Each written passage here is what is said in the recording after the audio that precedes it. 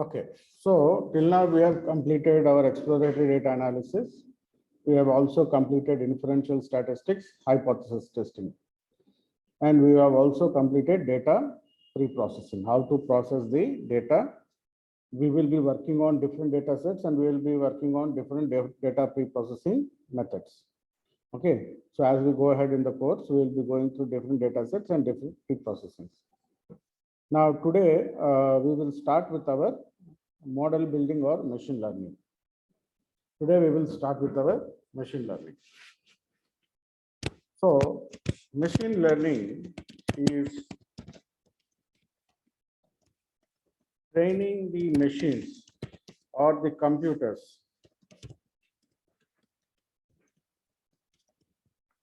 on historical data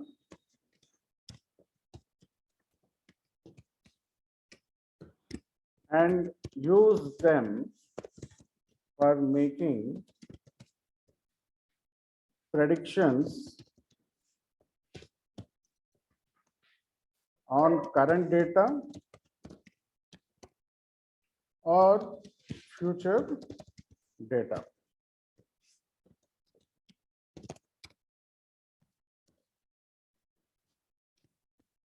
Machine learning uses statistical methodologies,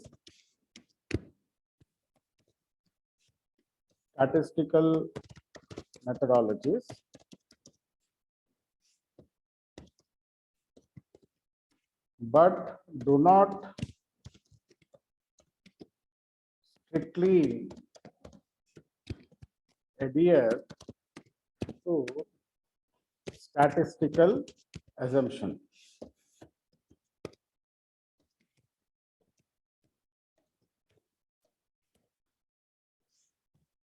See, machine learning is nothing but statistical modeling or statistical learning.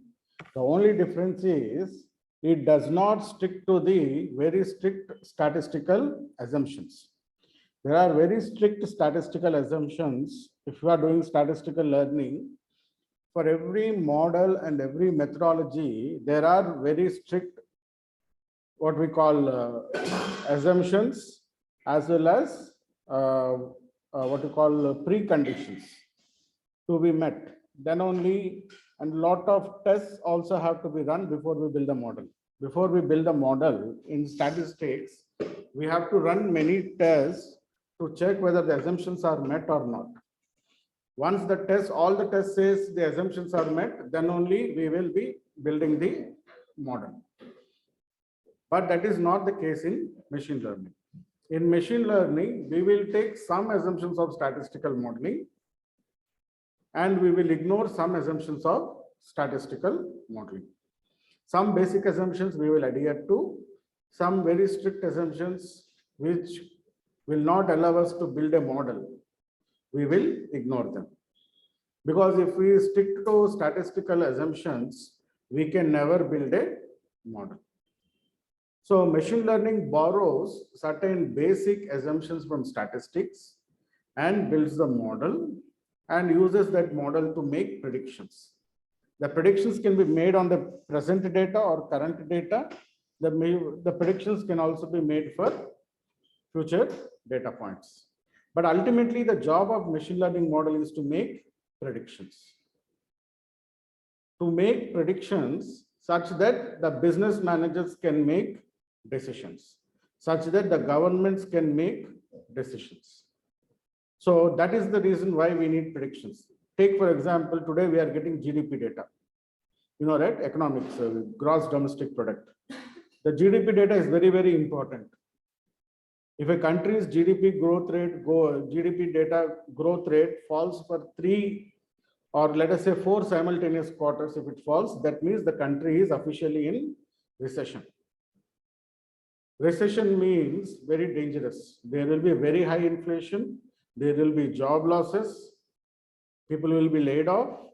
There are a lot of issues in the government will not have money. People will not have money and the whole economy will collapse if you don't take care, like what is happening in Sri Lanka. So that is the worst. Tough. We call it as depression. Recession turns into depression. It becomes a very, very bad situation. Now, our GDP growth rate have been consistently falling. Not only our, all the countries are falling since last 2 years because of the inflation, because of the war, because of the oil. Now it is 120, today it is $122 per barrel, crude oil. It was one point of time, $29 per barrel during COVID.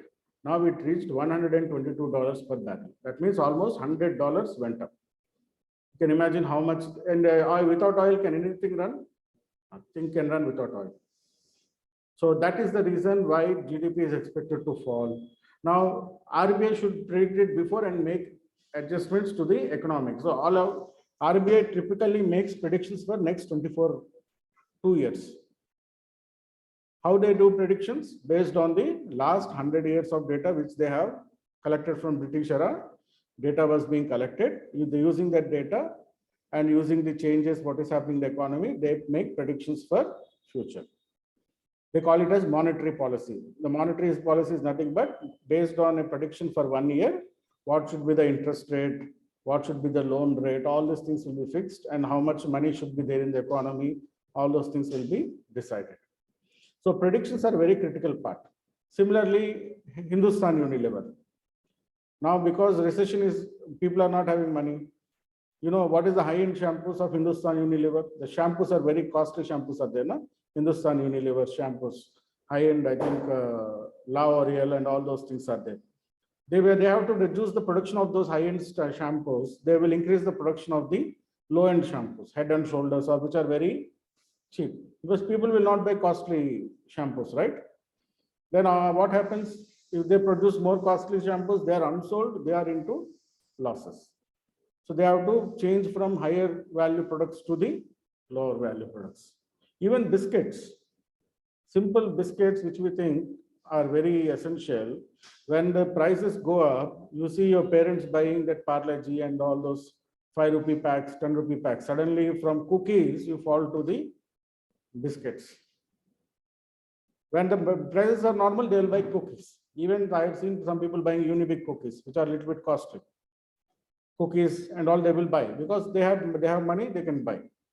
But what if they don't have money? They'll go back to the fundamental Tiger, Parle-G's and all those things, which are which are low cost biscuits. And companies have to adjust according to that thing. Companies also have to forecast.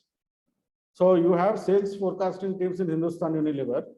They sit in Bombay office and in Delhi office. Gurgaon, they have a big office. They employ 100 data scientists tracking demand for all the products.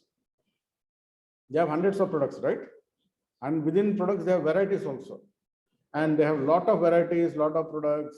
Not all varieties are sold in one area. Some areas, specific products. Like that, they have a lot of things to do. And their planning has to be perfect. Otherwise, they will get into losses. Simple. What flavor chips to be produced by Lay's? Lay's has this problem. In India, they were struggling. What is the most preferred flavor for Indians? Until they come up with that preferred flavor, now they are offering 6 flavors. That is lost to them. If they can offer one single flavor or 2 flavors, then they will be in profit. They can manage the cost, they can manage the raw materials, everything. But in India, they are offering at least 6 flavors because they are still not able to understand what Indians like. Until that comes up, then they have to offer this. Once they realize that this is their thing, they'll come up with one single flavor or 2 flavors and they'll hit the market. Same thing with Pepsi Coke, right? No matter what other things are there, you have Sprite, 7-Up, Mirinda. What is the base? Cola. Right, so that is what happens. So in business decision making, these machine learning models have very, very high utility. Statistics has been used in machine learning in businesses for last 50 to 60 years. This is not a new thing. But now what is happening is there are softwares which will help large scale data processing to be done. That is the difference. Otherwise, companies are using statistics for making decisions since last 50 to 60 years. But because of the availability of free softwares, because of availability of large scale computing, they can use a lot of data, they can use a lot of historical data, and they can build models. Now, not only large companies, even medium and small companies can also use machine learning models because they are very easy to implement. Earlier, only large companies used to do it. Now, even the medium companies and small companies are also doing it. And now everybody wants to get into data science. They want to build machine learning models, make predictions correctly. Now, these predictions are not 100%. Only with 95% confidence level only our decision, we make a suggestion, right? So machine learning uses the same statistical methodologies. Within machine learning, we have two types of learning: supervised learning and unsupervised learning.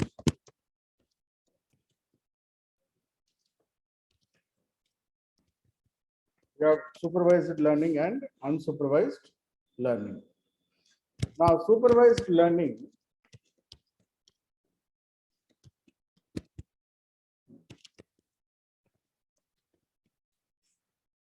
in supervised learning, we have thorough understanding of data.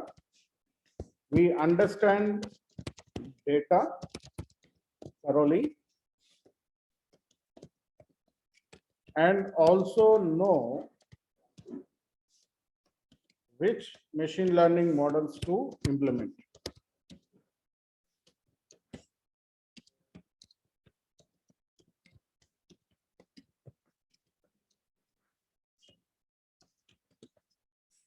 Also know which more machine learning models to implement. So you have complete understanding of data in supervised learning. In unsupervised learning, no understanding of data.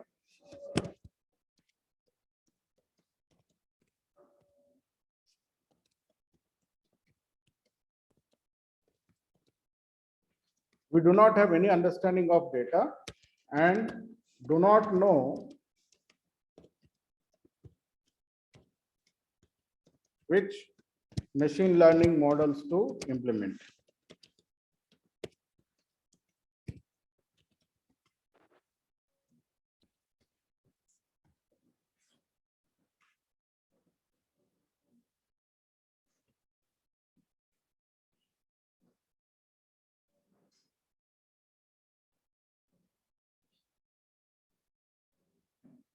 So this is the difference between supervised learning and unsupervised learning. In supervised learning, we have complete understanding of data.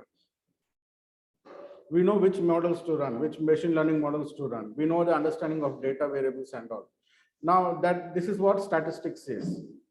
In statistics, the fundamental is if you do not have understanding of data, you cannot do statistical analysis. Understanding of data is one of the primary assumption of statistical analysis. In machine learning, we violate that data. We don't take it seriously. Even though we have some basic understanding of data, even though we don't have 100% understanding of data, we will build machine learning models.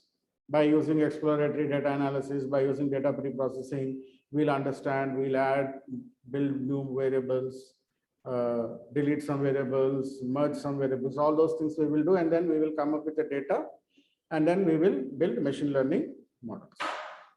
So you can build on machine learning models on unsupervised data or data for which you do not have any understanding. That is possible in machine learning, which is not possible in statistical learning. That is one of the difference. So if you get some rough data where you don't have any understanding, you can use these unsupervised learning methods. Without, no, the statistical output will come.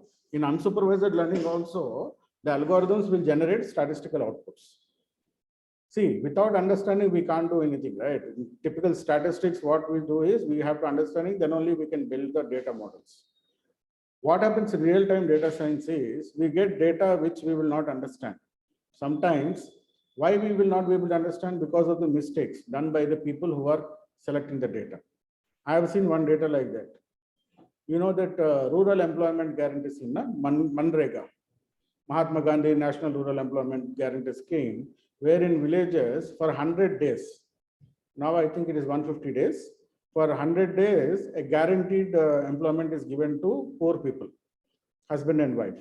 Male are paid 180 rupees for work, for females it is 160 rupees for 8 hours work. So they do some work. They will give road digging or like lake management, something. They give and they give that money to them. Now we used to get the data state-wise. Some states will report in proper format with proper things. But in some states like UP, Bihar, most of it is scam. They eat the money, right? So what happens? They'll fake the data. They intentionally give data which is not even understandable. Okay. So they will simply say gender, male, then they strike off, make it F. Because these data is not collected to computers. They are collected by forms. And some people upload the data in the collector's office. There will be a team of people who will get these sheets from every village panchayat, and they have to manually input the data. So these guys get confused. Their M is written, then they strike off and F is written. Then what the computer operator will do, he'll get confused, he will leave the cell and he'll go to the next cell. Same thing happens with money. For females, you should pay only 160. But they'll show they paid 180 for females, for males they paid 160. Disproportionate. Actually, the village has population of not more than 200. There we will see the data shows the population is 600. That means the 400 is eaten by scam. The overall population as per the village census, 2011 census, is we are know that 600 families are there.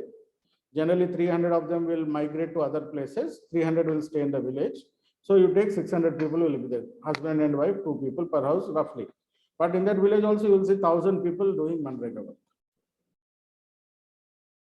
So that's how the data will come. We will not be able to understand. So generally the column census data predicted families in that, census data of number of families in that village will not match the number of people who are paid the Manrega money. It happens in South India also, but not that much of fraud. Okay, they might do 10% fraud or 20% fraud. It is 100% fraud in northern states. Northern states is 100% fraud. Even government itself is saying we are not able to do anything because there the Tahsildar or local management are not there. Employees are not there. UP government says we don't have employees. Bihar says we don't have employees. Madhya Pradesh says we don't have employees. So what will they do? They can't do anything, right? If there are no employees. Whereas in South, we don't have the problem. We have MROs for every mandal. We have officers, block development officers for every tahsil and also we get the data. So we'll see this type of data happening. Unrelated, completely unrelated.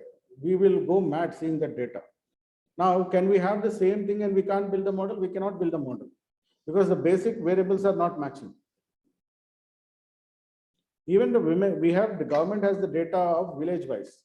How many male are there? How many female are there? That also does not match. Then what should we do? Actually, it's anomalies. We have to report it as fraud. But we can't do anything because reporting fraud means you will be put on to investigation, lot of things. It's all case scenario. So data, if it is cleanly coming to you, you are lucky. If the data is cleanly coming to you, you are very, very lucky. Even in HUL, the managers have to go to Kirana shops and all, they will be given a tab. They will take the feedback from the Kirana stores every month. Why this soap is selling, why these people are not, why which soaps people are buying, how satisfied are the customers with our products or not. They put the tab and they just click it. Now there the data will come perfectly because the sheet is designed properly. Data is corrected properly. If the column, if the variable is mandatory, until it is filled, he can't go to the next variable, right? So that sort of thing is there, your data will be complete. That is why when you're working with large scale corporates, MNCs, data will be complete. There you will work well, you don't have these problems of data mismatching and all, you will be having good data because that is collected by the managers and say area sales managers and all. And the tab collection, they use a tab for collecting Samsung tabs and all. And they will know that we will get 100% accurate data. On that, we can build a 100% or 95% accurate model. So that sort of things are there. But when you get this unrelated data, it becomes problematic. Again, it happens with sensors. If sensor fails, what happens? It will give you some rough data. completely rough data will come in. Sensors are very prone to failure, right? If sensor fails, you will get, flat line. Flat line, that means no vehicles are passing through the junction. Let us say the CC camera has a sensor to collect number of vehicles passing through the junction. Every camera in traffic junction has a sensor that counts vehicles. How many cars, how many bikes will going through the junction. If the sensor goes, it shows a flat line. That means none of the vehicles are passing. We know that is one of the busiest junctions. Because of the sensor failure, we are not getting the data properly. So that sort of things we need to understand. Then what we have to do, we have to go for previous day, same time data and fill it, and then we have to analyze it. Traffic cameras, sensors, these are all very critical data points. Okay. Within supervised learning,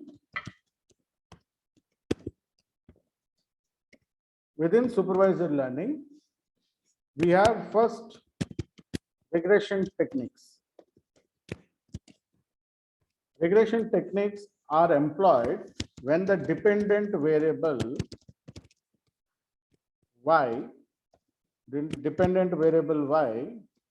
is numerical, continuous, closer to normal distribution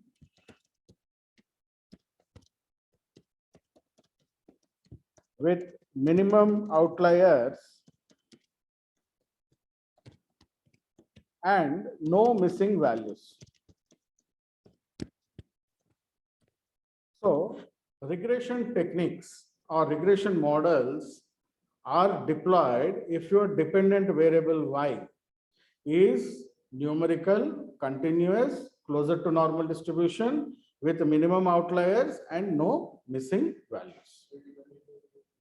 The one which we need to be predicted. The one variable which needs to be predicted.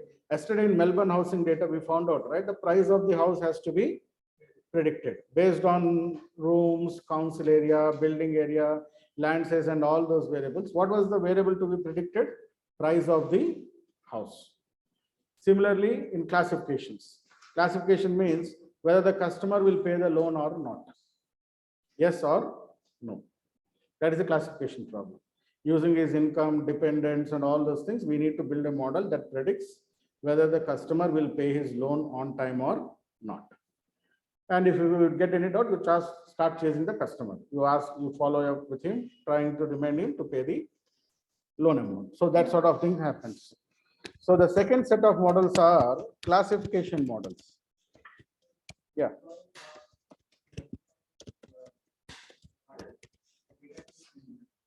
Yes, the data. Yes. No, in unsupervised data need not be cleaned. And unsupervised data need not be cleaned because the clustering algorithms will work with non-cleaned data also. Even if there are missing values, the clustering algorithms, the grouping algorithms will work. Okay. And what they do is they give an output, some statistical output, which will not be what you call reliable, which will not be reliable or which is not accurate. But it will generate some information about the variables. It will identify what are the important variables.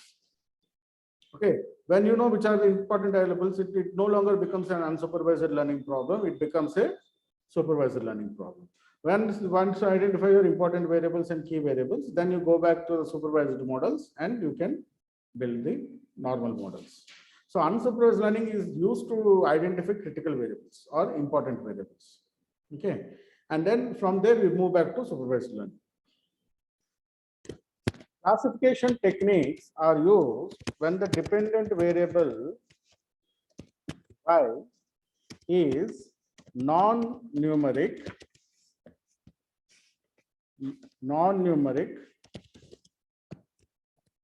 either binary.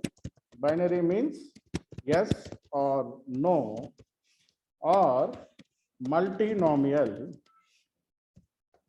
Multinomial means more than two levels or groups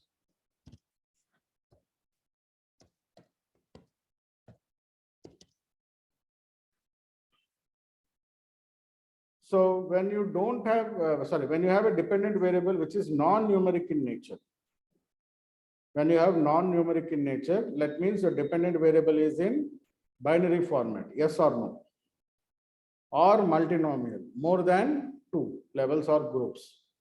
Okay, take for example, based on images, you are predicting what is the digit.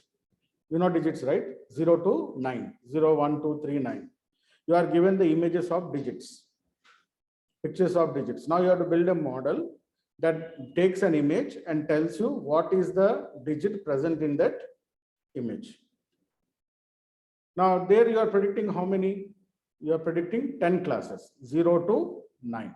It becomes a multinomial data. Similarly, if the customer will pay the loan or not, yes or no, it becomes a binary problem. So classification techniques are either binary or multinomial. Broadly, these are the two methods. And then we have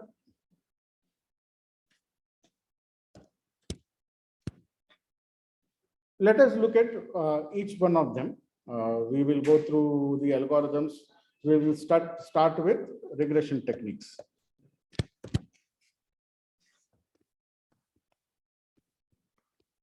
Supervised learning, regression models or techniques. The fundamental algorithm is multiple linear regression. The fundamental algorithm is multiple linear regression. Within the regression techniques, the most important and the fundamental algorithm is multiple linear regression. Multiple linear regression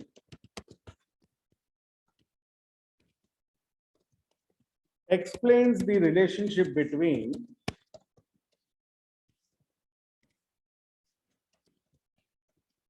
a dependent variable y and multiple independent variables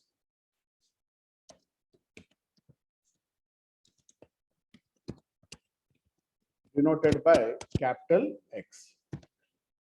Explains the relationship, linear relationship.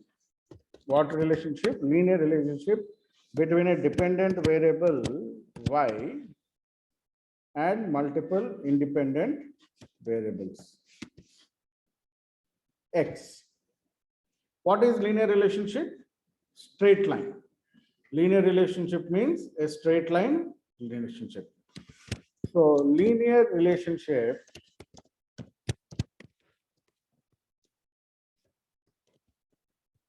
indicates a straight line relationship.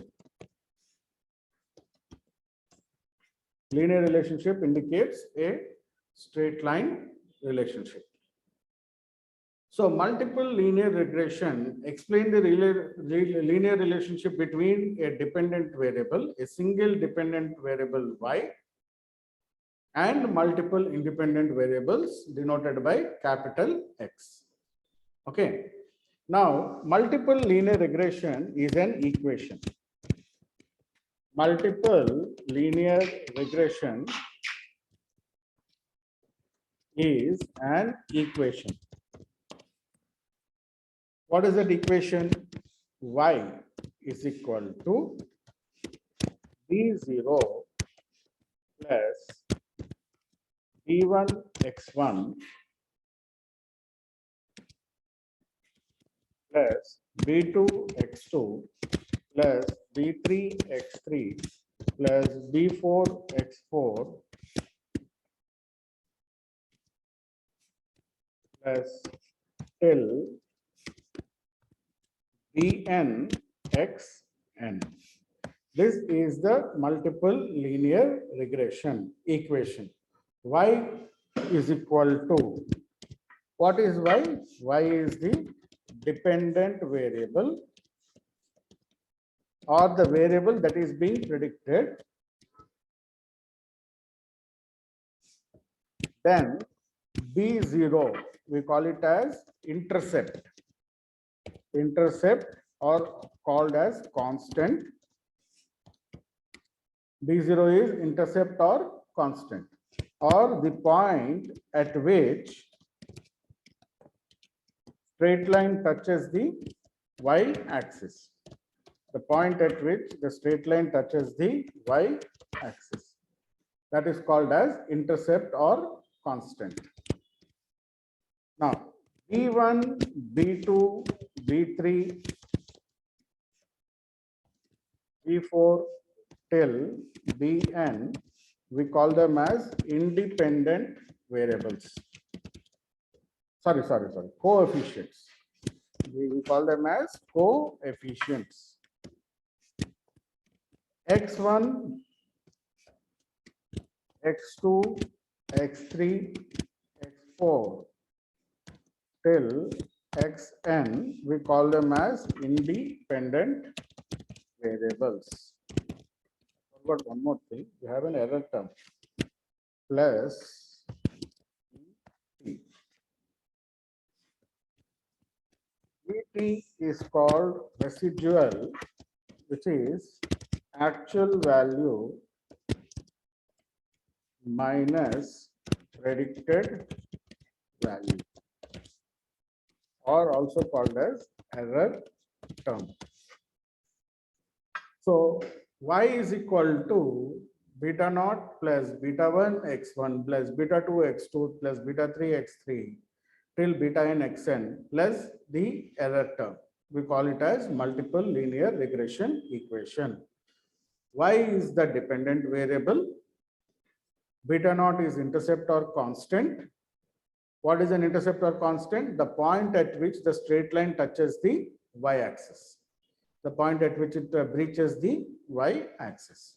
Beta 1, beta 2, beta 3 till beta n, we call them as coefficients. Coefficients are nothing but slopes. Coefficients are nothing but slopes. What is the slope? Change in y by change in x. Slope of a straight line. Slope of a straight line is change in delta y by delta x. Change in y by change in x. So coefficients are slopes. Then x1, x2, x3 are your independent variables. Error term, which is also called as residual, which is the actual value, actual y value, and the predicted y value which you generate from the equation. The predicted y value is generated from the equation. That we call the difference between these two, we call it as residuals. Residual is also very important in regression.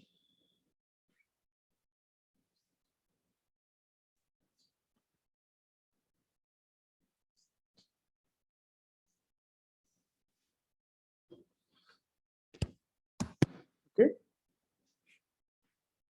So if you look at this regression equations, what data we have? In a regression equation, in MLR, we have data for y and data of all x's. What we do not have? We do not have the intercept and coefficients. We do not have the intercept and coefficients. So the algorithm will solve for the intercept and coefficients. So we have the data of y. We also have the data of x's, x1, x2 we'll have. But what we don't have is the intercept and coefficients. So what the algorithm should do? The algorithm should solve for the same. Now the matrix formulation is this. Let me show you the matrix formula. Matrix formulation of regression.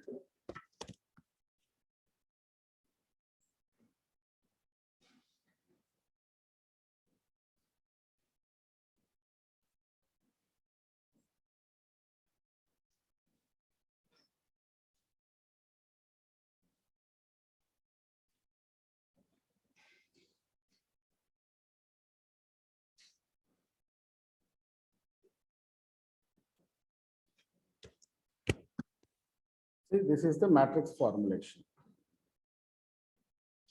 So we have to solve for the intercept and we have the data of y and we have data of x's. What we don't have is the intercept and coefficients. So this is the matrix formulation. X transpose multiplied by x to the inverse matrix multiplied by x transpose multiplied by y. If you have to write a program for linear regression, you have to program this formula. If you want to program multiple linear regression, you have to write the program for this formula. X transpose multiplied by x to the inverse matrix multiplied by x transpose multiplied by y. Because we have the x values and we have the y values. What we don't have is the intercept and the coefficients. So this is what in any software, be it R, be it Python, be it SAS, be it SPSS, be it Excel, any software will use this formula in the back end to solve the intercept and coefficients, and we will get the regression output. Okay, so this is the formulation of mathematical formulation of multiple linear regression.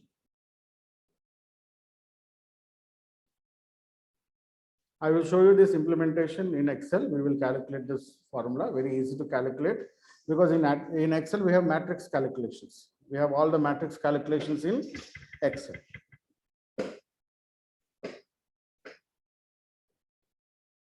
Got it, all of you? The algorithm. This is the algorithm. If you want to write a program, you have to code this formula. You have to code this formula. All right, any doubts till now in the basic theory of multiple linear regression? Okay, can I move forward? Now, assumptions. One of the critical part, multiple linear regression is an parametric algorithm that has many assumptions or bias, that has high bias. Bias means assumptions.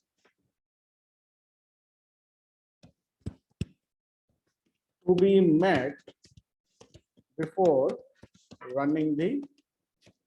implementing the algorithm.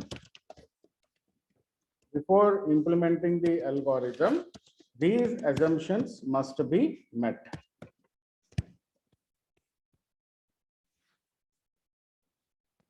So the assumptions are one of the critical part of multiple linear regression. The first assumption is that dependent variable y must be numerical, continuous,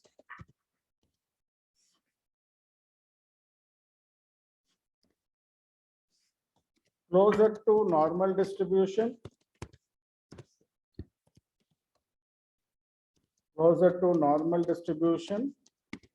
with minimum outliers and no missing values.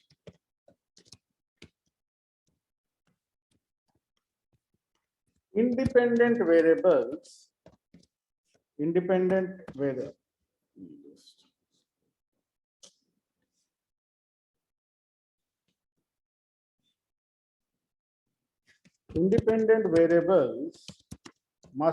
can be both numerical and non-numerical categorical. So the dependent variable must be numerical. Independent variables can be both numerical and non-numerical. Independent variables can be both numerical and non-numerical. Third, pardon? The numbers should be continuous. Like you have a number followed by a number. So like this, normally we have, let us say, temperature data, every day's temperature we get, that is a numerical continuous because we get the data for every day. For some days we get a missing value, that's we might miss it, but that will be missing value is allowed, but the data should be in a continuous format. The collection frequency must be continuous. If it is daily data, you should have daily data points in a continuous manner. If you have weekly data, you have the weekly data continuously in a sequential manner. When I say continuous, it has to be a sequential manner. It should not be like zigzag manner. So some weeks you collect, some weeks you don't collect like that. You need to have a continuous collection of data for a period of time. Right? That is called continuous, numerical and continuous. Okay. The assumption of linearity. There must be a logical linear relationship between dependent variable and independent variables. There must be some logical relationship.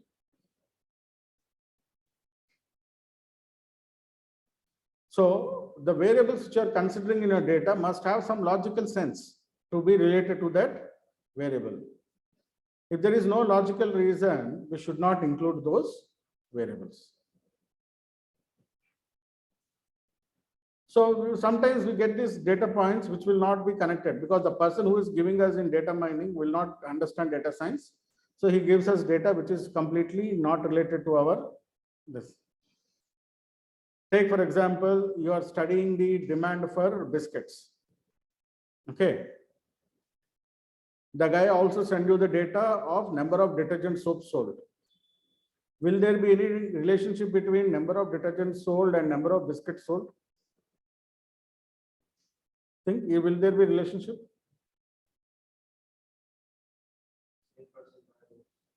Same person only. The customer buying, he wanted the customer's data who bought biscuits to forecast the data, or he wants the bills. Okay, he wants the bills with predominantly biscuits data.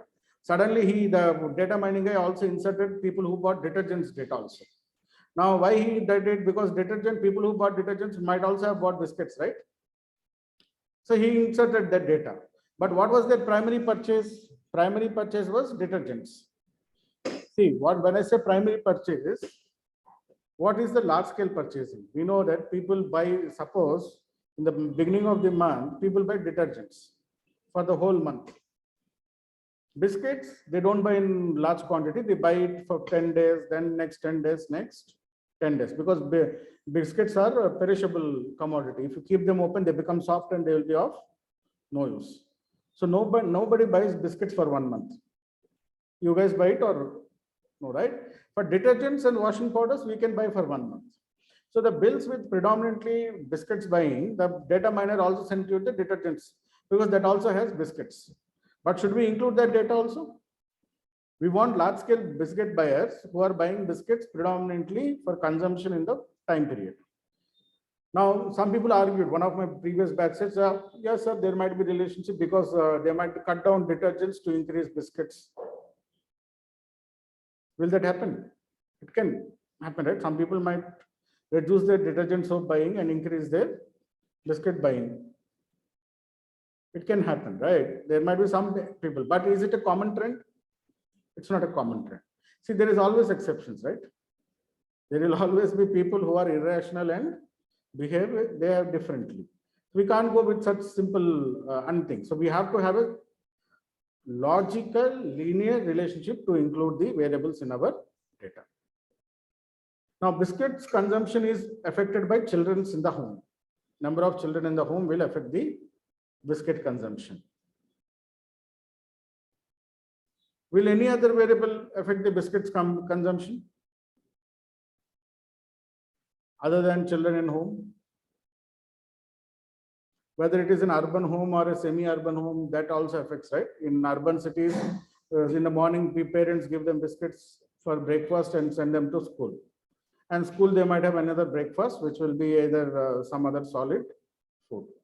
So we have to look at these locations where it is there, and all these matters, demand factors have to be studied. And when you're studying a demand factor, you need to understand that there has to be a common trend. It cannot be an exceptional trend. In North India, people eat biscuits. Even adults eat biscuits for breakfast. You know that? In North India, Delhi, Haryana, and Rajasthan, adults, what is the breakfast? You know, 1 5 rupees Parle-G packet and 5 rupees big glass tea. That is the breakfast. Adults, not children. I'm talking about adults. They give tea in a very big glass. And then they dip those biscuits in that and eat it. Huh? Hey, you? No, you should go to the rural villages there. Punjab and Haryana, those rural villages are there. Na? Gurgaon, outside Gurgaon. We have seen it. They eat lunch and dinner, they eat morning breakfast, because these people, they've been rushed to go to this building construction sites, or farmers, they are different. They take sukhi roti and all those things, they eat that one. The building workers, that's it. But if you look at the building workers and all, those are in construction. They drink that only. The large, big chai, tea will be served in big quantity, right? Not like here. We have very small quantity tea here.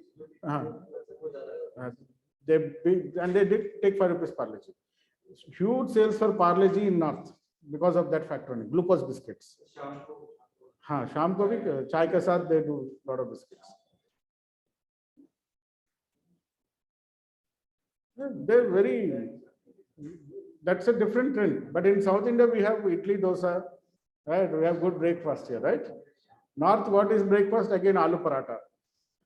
The same thing, aloo paratha or Maggi. Only different parathas. Muli paratha, aloo paratha, gobi paratha. But it is same paratha, right?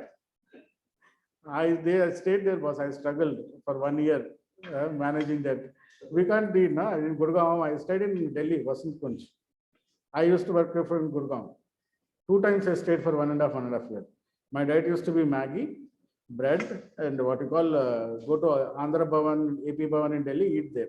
For going to AP Bhavan, 150 rupees auto, 150 rupees coming back, 300 rupees. The meals there is 80 rupees. For eating 80 rupees meals, I have to pay 300 rupees for auto. That is how it used to happen, Delhi. Because we can't survive, right? Otherwise, what? If little bit rich people, jalebi and samosa. Or what is that one? Round one? Kachori. Jalebi and kachori. We can't even think of eating it, right? For breakfast, they eat jalebi, what you call Marwadi fellow guys shoot it, lot of. It's all like that only. We can't do anything about that. In Hyderabad, we have paya nihari, right? Here, some people eat that paya in the morning, or keema roti. There are different patterns, so we have to understand that and do it. Fourth, no multicollinearity. No multicollinearity. Multicollinearity means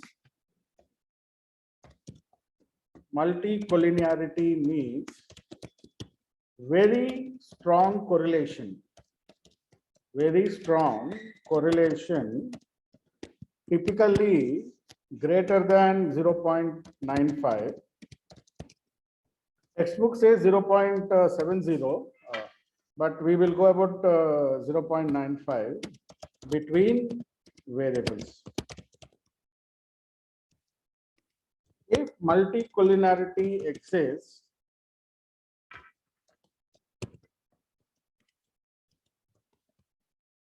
do not include both variables.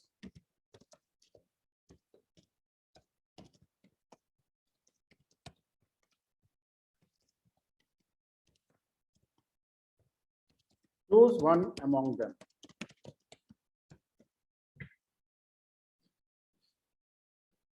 Very strong correlation. We find, so before doing multiple linear regression analysis, you should do correlation analysis on numeric variables. You should do correlation analysis on numeric variables to find multicollinearity. What is multicollinearity? A very strong correlation of greater than 0.95. In real time, we take it as 0.95, but textbook says 0.70 also. but I have not seen 0.70 cases showing overfitting and all. But definitely 0.95 above multicollinearity is there, your model might overfit. Overfit means too good to be true. 100% accuracy. There is no 100%, like I tell you now, there is no 100% in statistics. If you get 100%, that model has failed. That means it is too good to be true. So that scenario will happen. So multicollinearity is a very issue in regression. You need to understand, you need to run correlation analysis, identify these variables that have very strong correlation, greater than 0.95. And instead of including both the variables, you have to choose only one variable among them.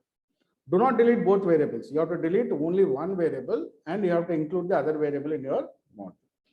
Now, the other way of finding is, in interviews, they'll ask you, apart from correlation analysis, how do you find multicollinearity? There is something called variance inflation factor. Variance inflation factor, also called as WIF. WIF greater than 2. WIF greater than 2 indicates multicollinearity among variables.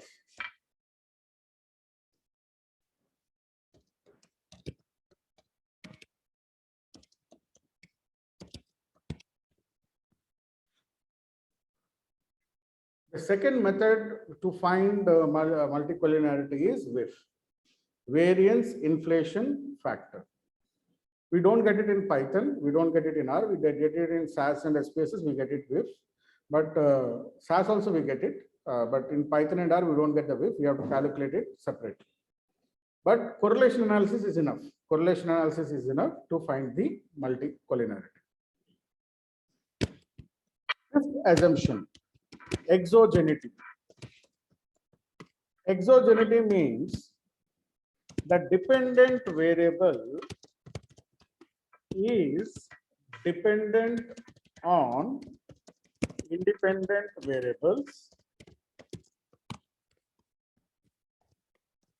but not vice versa. That means Y is dependent on X's, but X's do not depend on Y. But X's do not depend on Y. Dependent variable is dependent on independent variables, but independent variables are not dependent on the dependent variable. Y is dependent on X's, X's do not depend on Y. That we call it as principle of exogeneity. Principle of exogeneity.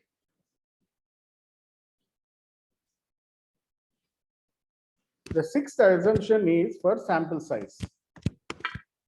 Sample size required is minimum 20 observations per variable. The sample size required is minimum 20 observations per variable. So these are the 6 assumptions which you need to look before building the model. Before building a multiple linear regression model, you need to check for these 6 assumptions. Or rather, I would say 5 assumptions. You can ignore exogeneity. Exogeneity will be again post-model scenario. The rest of the 5 assumptions can be checked before building the model.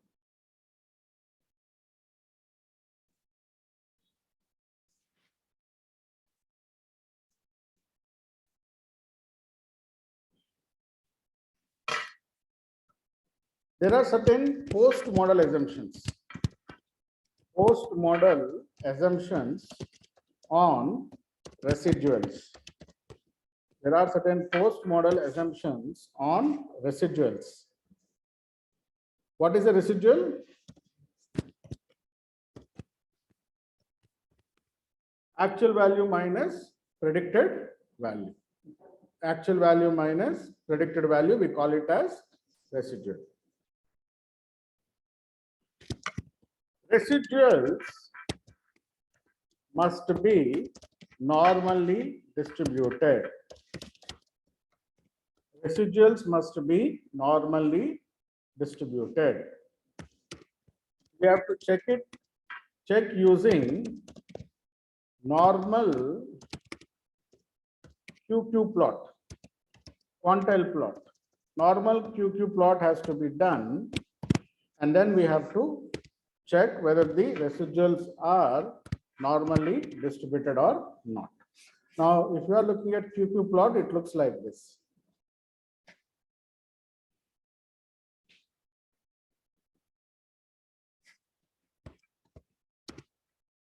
A straight line will be there, on that the residuals are plotted. See, this is a quantile to quantile plot. Okay. See, this is a quantile to quantile plot. If your plot looks like that, then it is normally distributed. If you all the dots, these are residuals. If the residuals are all plotted on a straight line, then it is a normally distributed plot. If the plot is like this, not this is variable theoreticals. If the plot is like this, then the residuals are not normally distributed because they are away from the line. They have to be on the line. As many as possible. As many as possible, they have to be on the line. If most of them are moving away from the line, then the model has failed. By seeing this, we can simply say whether the regression model is success or not. If the observations are moving away from the line, that means the model has failed. We have to rebuild our model. If they are all like this, then the model is a successful model. So there are variable quantiles and different methods, but see, this is how we can look at it, mean, median and all. But the quantile plot is this. This we call it as Q and Q plot, quantiles plot, right? The next thing you need to look for in residuals is homoscedasticity. Residuals must be homoscedastic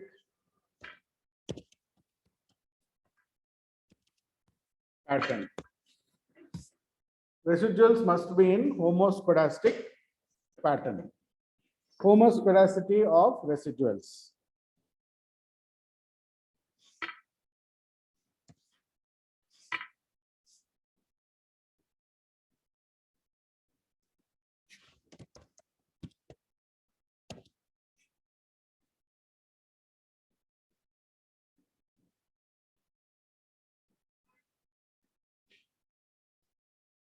So when you do a scatter plot of the residuals, if they all look like this in a narrow range, left to right up, then it is considered as a good model. This is the scatter plot of residuals.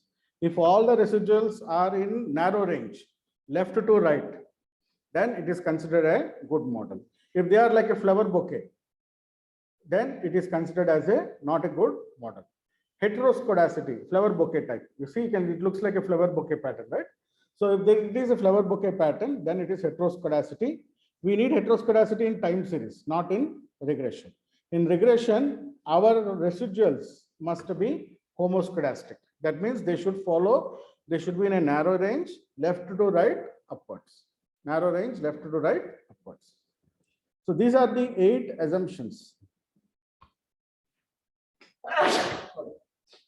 which are there for multiple linear regression.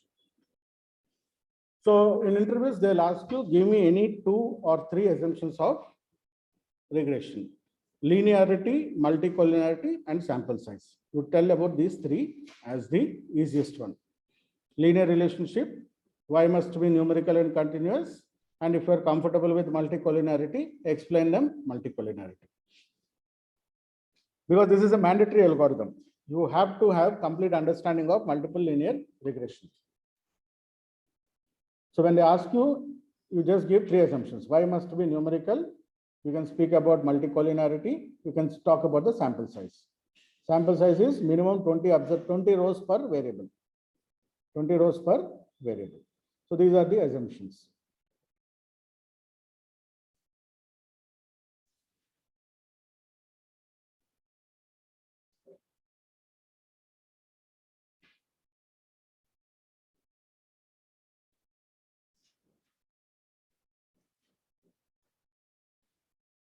Okay.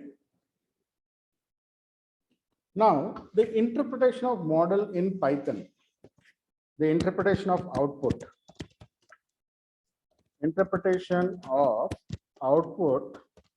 in Python only, because Python gives you non-statistical output. Python gives you non-statistical output. So in Python, we get a non-statistical output. What we get is R square. R square must be between 0.60 to 0.90 or 95. The R square must be between 0.60 to 0.95. R square explains the amount of variance occurring in the dependent variable caused by the model or the independent variables. R square must be between 0.60 to 0.95. What is this R square? It explains the amount of variance that is occurring in the dependent variable caused by the model or the set of independent variables. That is the first assumption, first inference you will make. This is the first one we will be making. The second one is we will get the intercept plus the coefficients using which we will build the regression equation. A regression equation will be built. A regression equation will be built based on the intercept and coefficients, and it will be used for predicting values. Typically, we call those predicted values as y hat. Y hat is your predicted value. The diagnostic for all regression models, is root mean square error, also called as RMSE. There is no fixed range, but the model that has least RMSE is best fit model. So the diagnostic, how will you choose which model is better? It is based on RMSE, or called as root mean square error. The model that has the least RMSE is the best fit model. Let me just take you the RMSE formula. You guys can take the notes.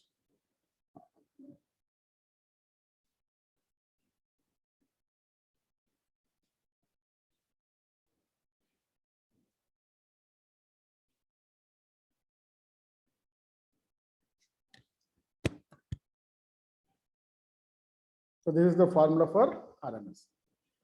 Sigma predicted minus actual whole square or actual minus predicted whole square. When you're squaring, it doesn't matter.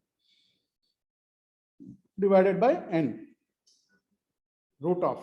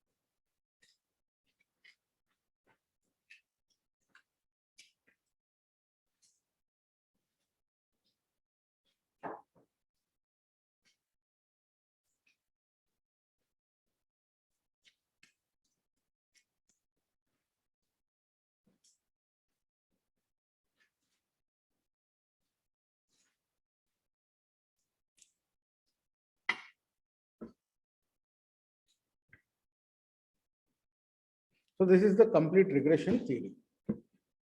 You can refer to it before interviews. This is a simplistic form of all the regression.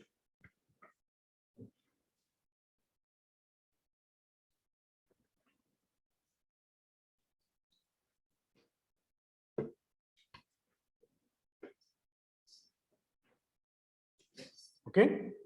So keep this. I will share it as a PDF file also today. You can go through it whenever you're going to interviews and all. This is a simplistic form, but multiple linear regression you must completely by heart. That is definitely you will get 2 questions in interviews and written test also. They will definitely ask certain questions related to MCQs like multicollinearity, right? RMSE, questions related to residuals. These questions will be asked in interviews also in written test. So regression, multiple linear regression is a compulsory algorithm which you should have complete knowledge of. Okay, so this is the fundamental algorithm. This is the basic machine learning model which you need to have complete understanding. Questions will be typically what is multicollinearity, what is RMSE, what is residual, why are residuals important? Okay, how do you choose variables? Logical linear relationship should be there. So these type of questions you will get in your interviews. So bigmart trained here dot columns.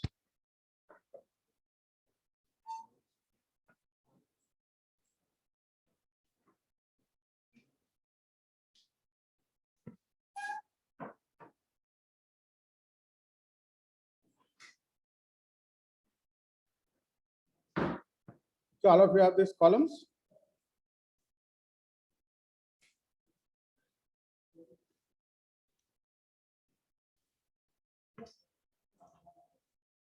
Now, let us do correlation analysis. Like I told you now, before doing any sort of regression analysis, you must do correlation analysis only on what type of data? Correlation analysis must be done on what type of data? On? No. I mean to say you should do it on numerical data, object data, or both. Only on numerical data. You must do it on numerical data only. Now, bigmart trained deer, double square brackets. Item weight is numerical, visibility is numerical, MRP is age, outlet sales is numerical, right? Till outlet sales, it is numerical, right? Copy and paste.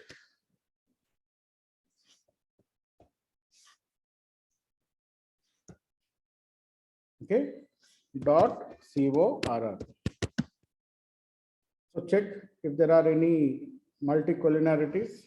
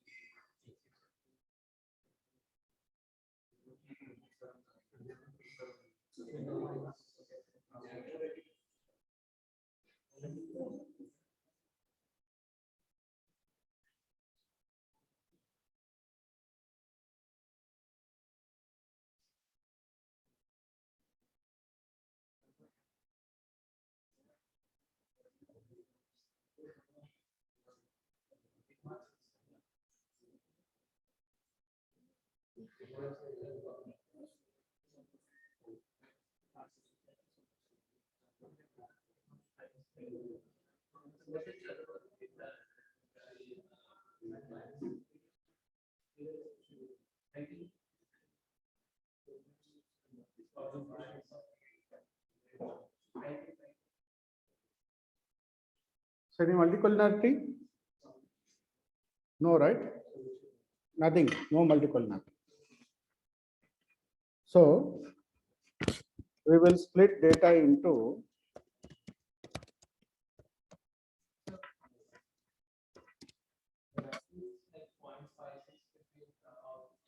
uh, 56% only. That is only 0.6. It's not moderate. It's not a strong correlation. Strong correlation is above 90, above 95. As long as it is above, not above 95, you need not worry about it. But there has to be some relation, right? Sales and price, there will be some relationship, right? Yeah. So dependent variable Y and independent variables X.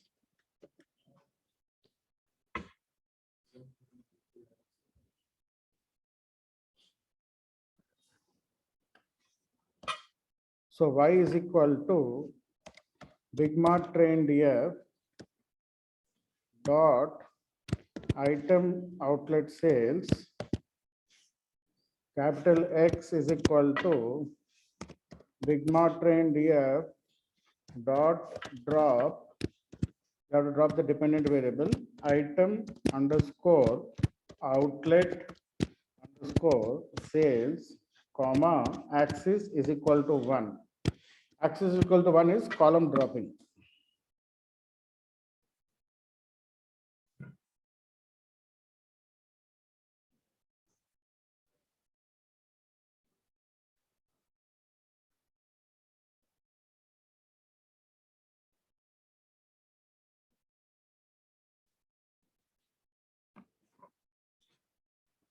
Let's check X dot head, what is having dot head 2. Not there, right?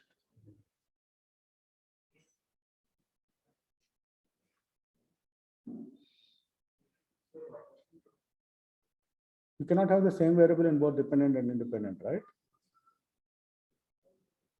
Either the variable should be in dependent variable or it should be in independent. You cannot have it in both.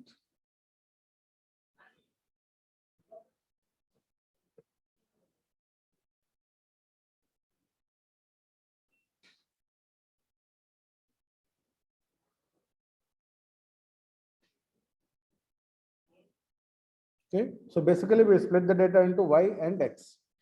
Y is our dependent variable matrix, X is our independent variables matrix. Now we'll import the model from sklearn dot linear underscore model, import linear regression.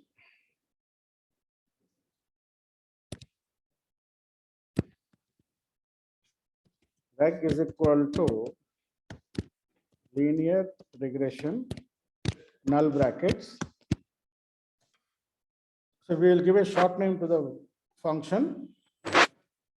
Reg model is equal to reg dot fit. We will fit the model on capital X, comma, Y. So we have imported the model, given it a short name, then we fit the model on X and Y. Now we will check the R square. Reg model dot score X, comma, Y. Oh, we got an R square of, is R square meeting our criteria?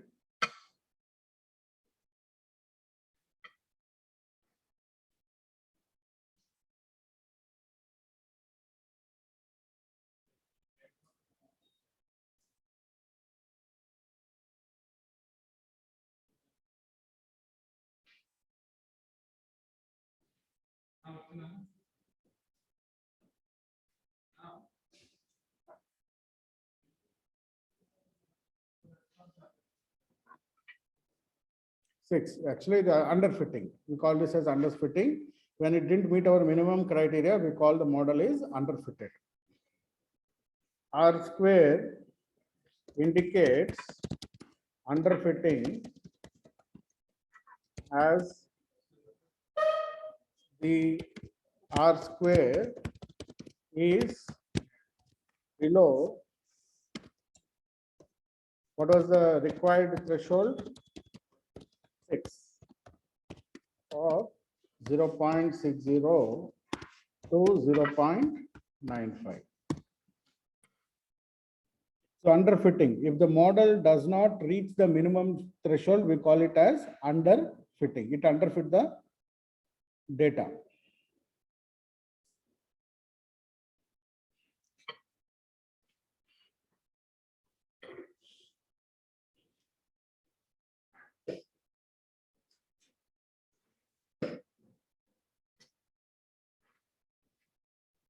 Then the reg model dot intercept.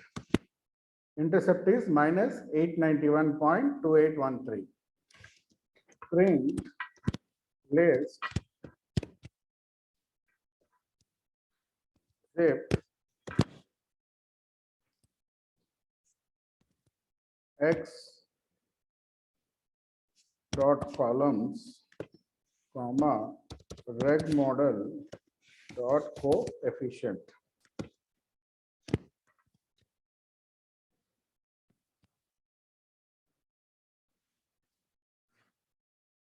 These are the coefficients.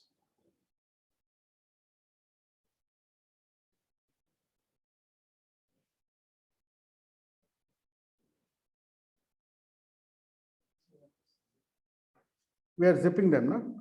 Both columns and coefficients, we are zipping them into one single array. Combining them, zipping is combining them. So, what is the equation? The regression equation for prediction is item underscore outlet underscore sales is equal to minus 891 point, the intercept, right? 28 minus 0.56 into item underscore weight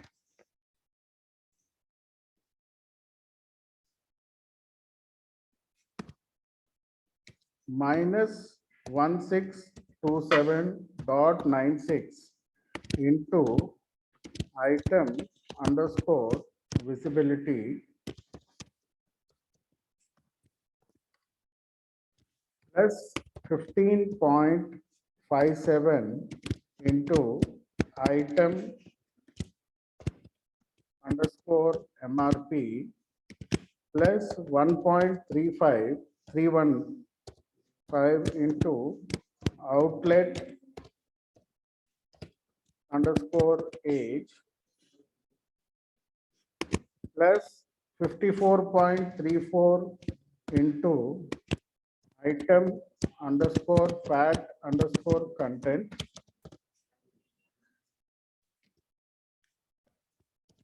minus 0.93 into item type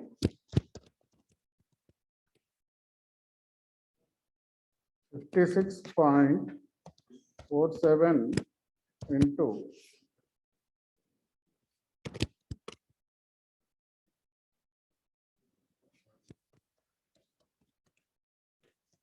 outlet underscore identifier minus 93.01 into outlet underscore size minus 122.16 into outlet underscore location underscore type plus 831 into outlet type.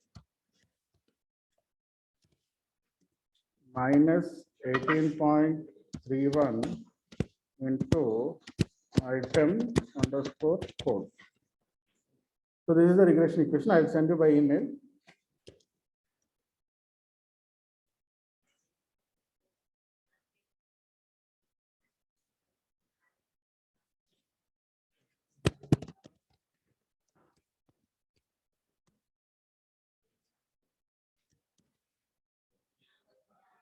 I've sent you the regression equation. Okay.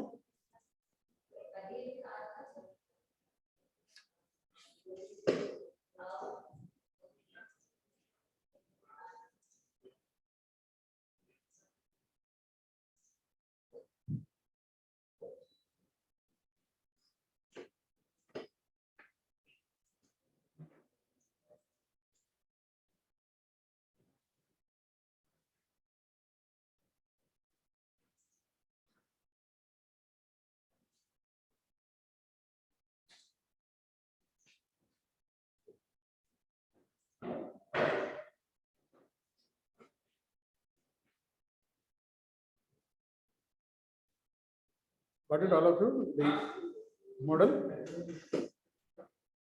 So this is the process of building a multiple linear regression model in Python.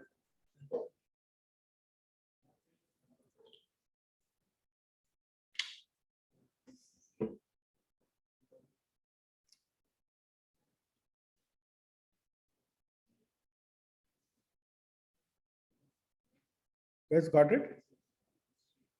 You're getting error, huh?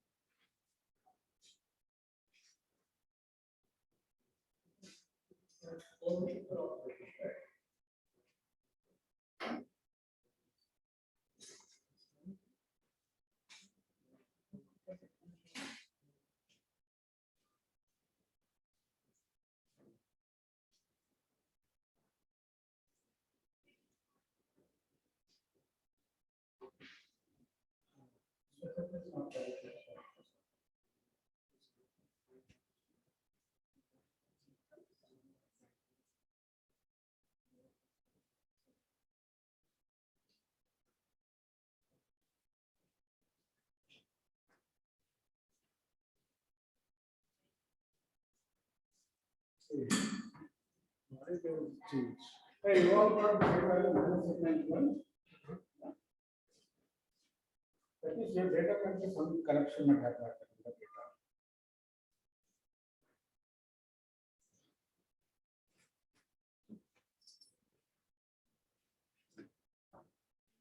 Okay. So predictions is one job we have to do, right? Reg predict is equal to reg model dot predict of x. Reg predict is equal to the predict function here will create an equation in the backend like this. The same equation which I've created here will be created by the predict function in the backend. And you are giving the predictions. Reg residual is equal to y minus reg predict. np dot sqrt, np dot mean, reg residual star star 2. We got an RMSE of 1202.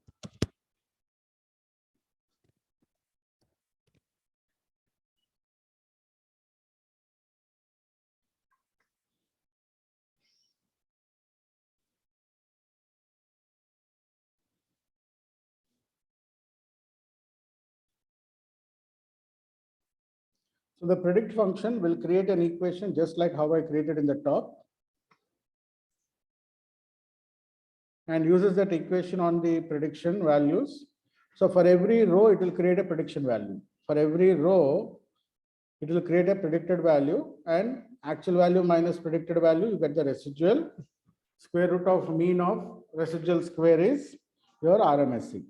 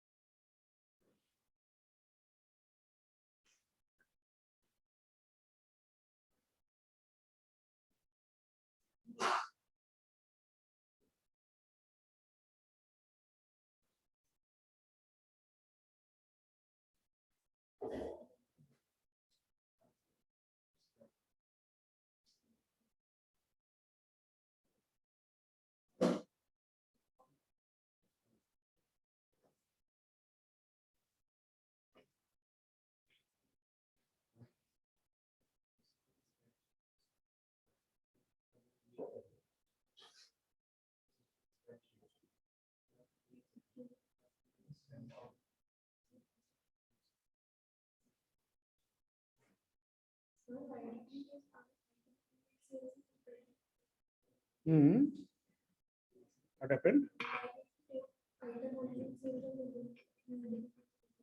Okay.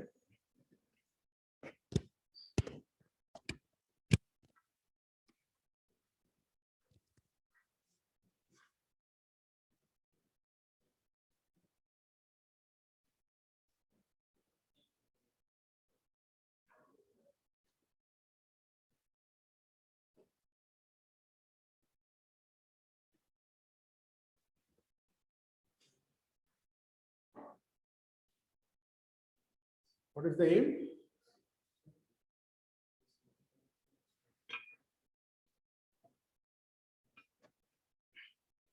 What did you can see here?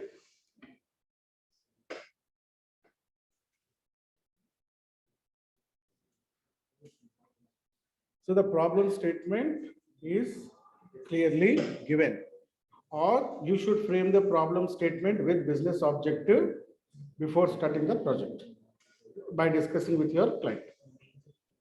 The business, without business objective, we will not start a data science project. Without a research objective. In academic, we call it as research objective. Without a research objective or a business objective, it should not start a problem.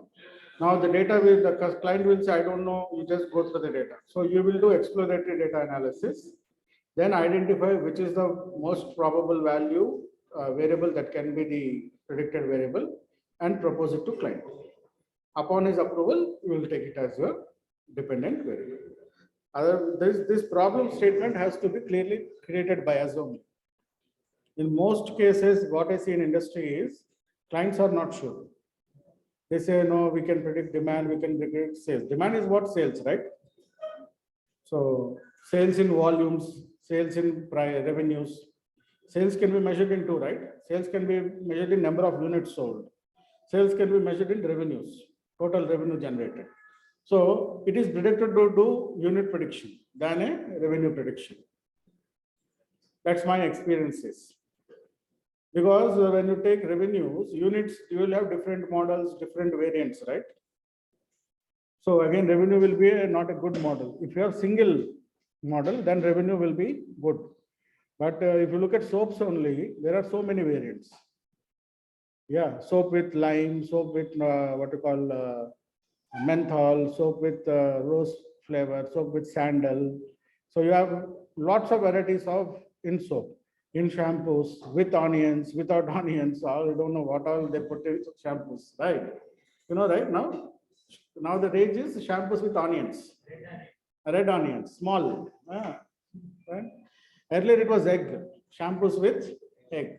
Now it is onions. Tomorrow some other vegetable. Day after tomorrow some other. So it is like that on. In our childhood, they said don't wash your teeth with coal, right? Now Colgate says you can use charcoal for brushing teeth. What? I don't know. They told don't use your neem sticks because it will destroy your teeth. Now the toothbrush are with neem flavor. What? Nobody understands. Huh? I'm telling you, they play with our minds, these brands. They fool us. If you really think what you're using, you can have a normal water bath. But we are forced to have bath without soap. If you have bath without soap, your mind will say, no, you didn't have a bath. But for thousands of years, our elders survived without a soap, right? So that's what happens. Psychology, mind games. You watch that movie, Sacred, not Sacred, what is it? That movie, na? That games, the girl, lady,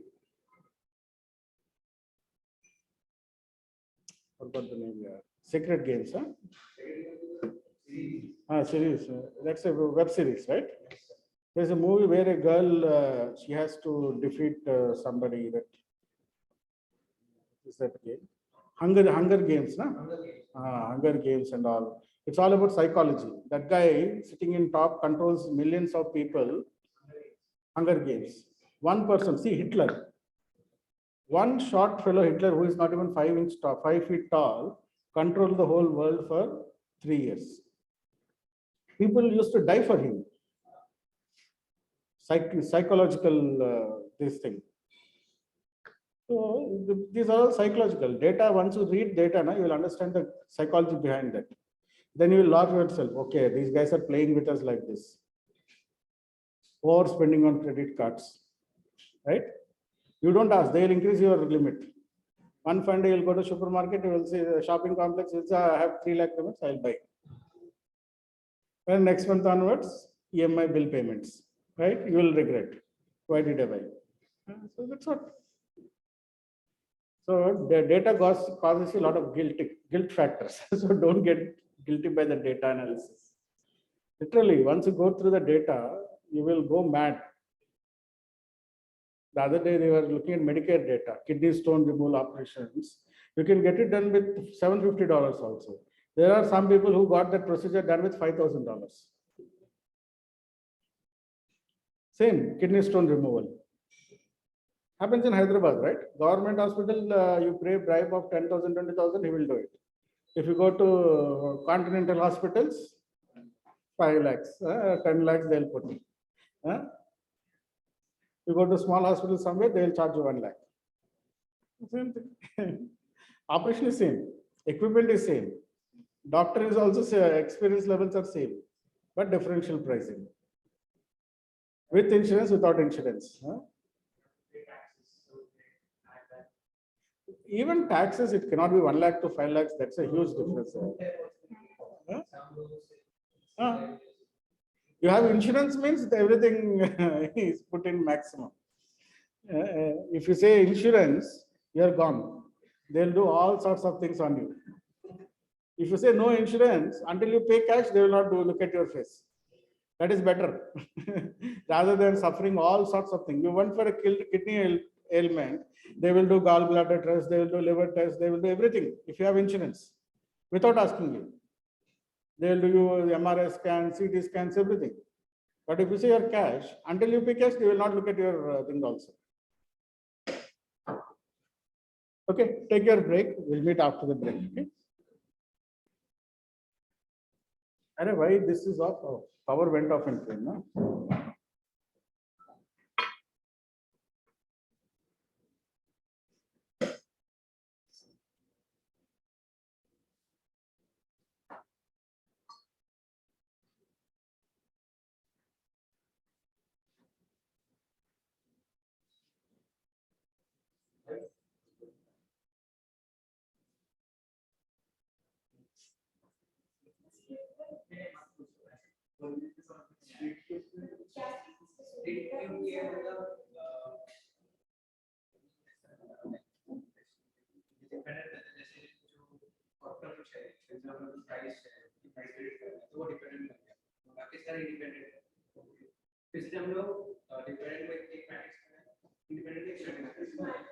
matrix में तो वही मतलब एक अलग table बनाया है, y एक table है, x एक टेबल है, टेबल है हाँ x y टेबल बन गया ना सेपरेट, तो इसको से ड्रॉप क्यों कर, अभी y में अगर कॉलम डाल दे तो x पे कैसे distance column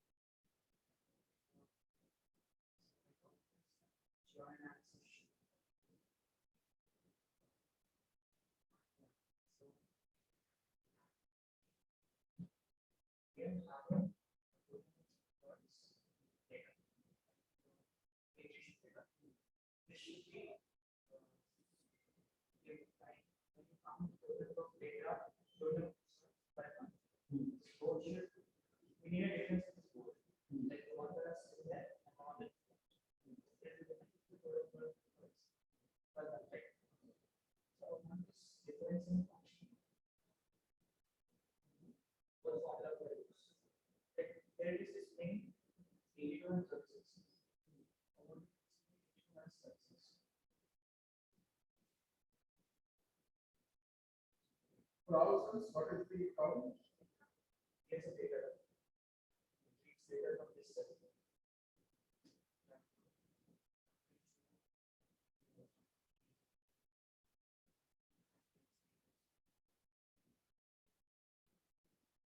That's from iteration and packet.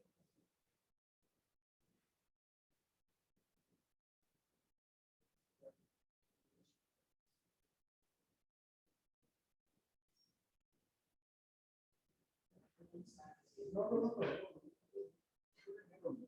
That will take time.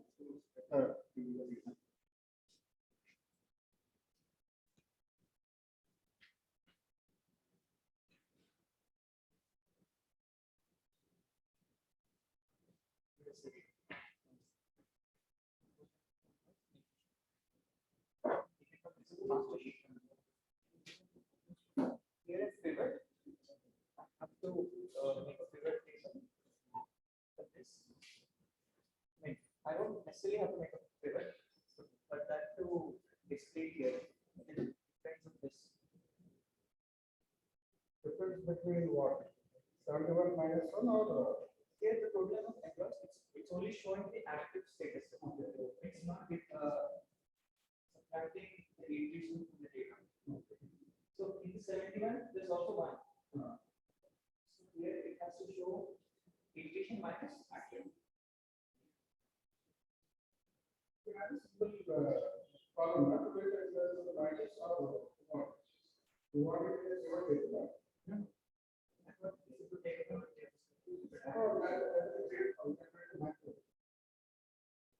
max out of that. Otherwise, you add a column here only, it should be direction. But one of the just this data, right? Any data adds into the table. It also has to show it here. So we need a formula. Formula. So the formula should be name of the employees minus the field of it.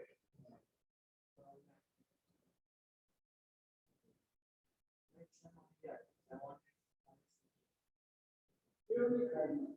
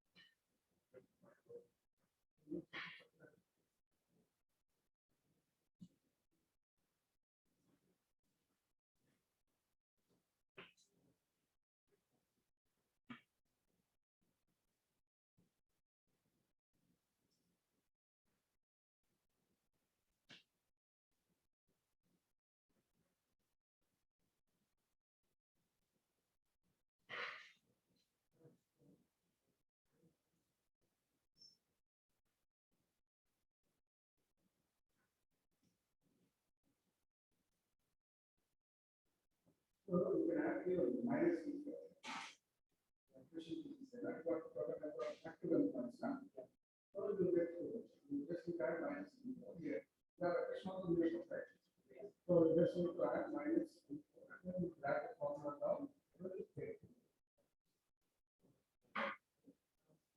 Even churn should change, right?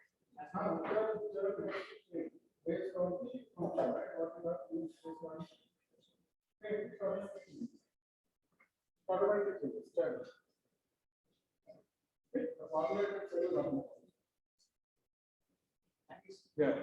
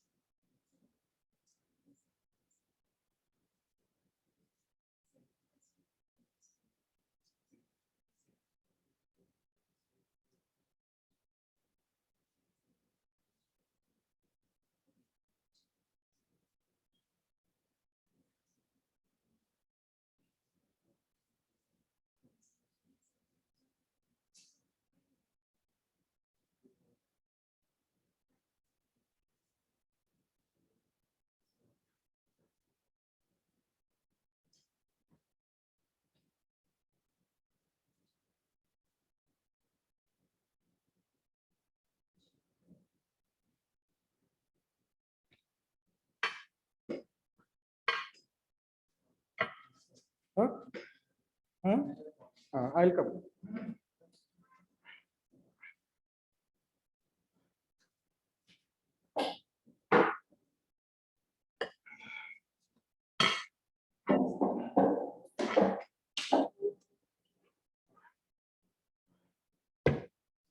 No problem. Have this data. Here's a master sheet.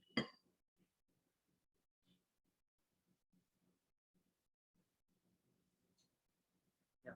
So I wanted month, like there are campaign names and start date and end date for every society. So we have to, here we have society names, sorry, campaign names. And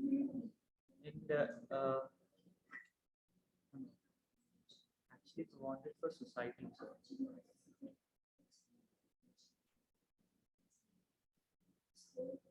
Yeah. So actually I copied a wrong column. So we have society names, right? So for every society, I want to display what type of campaigns it ran in a month. Let's say campaign name is a unique value, but this is not. It has associated to a month range. So if I choose January, it has to display. I'll remove this.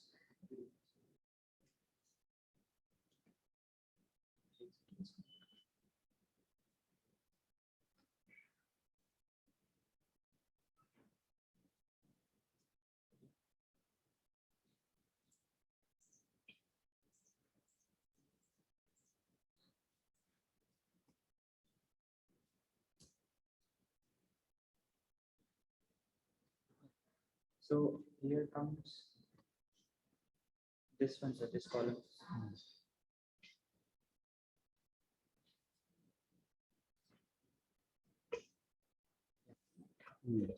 So I'm also, this is don't consider this.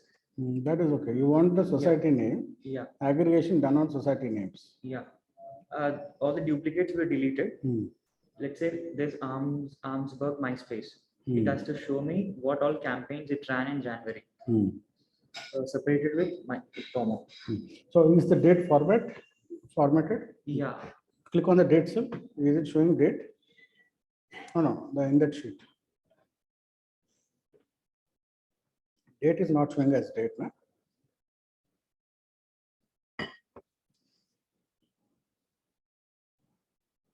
So no, not here. Go to the pivot table only. You can do it using pivot. There's no pivot. There is pivot here in. That's a different sheet. No. You are saying that the sheet is different. This is a different sheet. Okay. Here also we can do that also. You want to create pivots, sir? Yeah, just create a pivot, insert. This is WP's office. No. You can do that also. See. I need to First, you have to check the date formats because date is not formatted. You can see here the things are not formatted properly. You have to bring the date to the proper format. Let's say this is a real sheet. There in the sheet, okay. Go to insert, pivot table, first option. Click OK. Click OK. It is selecting the complete range. Now drag date, any campaign start date. Yeah. Into rows. Now you can see here, there you will add months also. So you right click on that, right click group. Go to group and then select days also. Okay, click OK. Now you have the months. Now you can drag these things up. Years, yeah. You can drag outside to the fields list. What is I'm deleting? No. You can you can drag them up. Yeah, years also you can keep them. All you can drag them up. All of them you drag them up. Also this? Yeah. Drag them up. Now society name drag to rows. Society name. Yeah. Now drag months to columns. Okay. Now drag any of those campaigns start to values. Now count of campaigns. In the month of March, how many campaigns you have done? We also have to know the names of the campaigns it has run. Then you have to add those things in rows only. Campaign names. Campaign name in the rows only. Then you will get a table like this. Okay. See, the problem with this is if you have tab, Power BI, you can do this very easily. Okay, but in Excel you have to go with this table only. Campaign month, and then you have to Either drag the campaign name to columns also. You can drag it to columns. Create a also. new sheet, make a nice table, And and then display this table. That's better.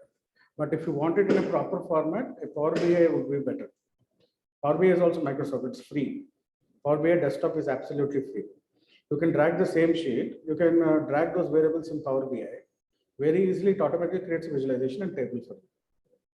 That is easy. So download Power BI desktop, which is absolutely free. Okay. And you can input the data into Power BI. I'll show you how to do it. Then you can drag this variable, just like drag and drop, like how we did for pivot tables. Same drag and drop, you can create the table with 3 or 4 variables. So Excel, when you give 2 variables, 3 variables, we are giving 3 variables here, right? Then it's a problem. There, if you give 4 variables also, it will take happily and it will give a very good formatted graph and a table. Okay, download Power BI desktop. That would be the best option, which is free of cost.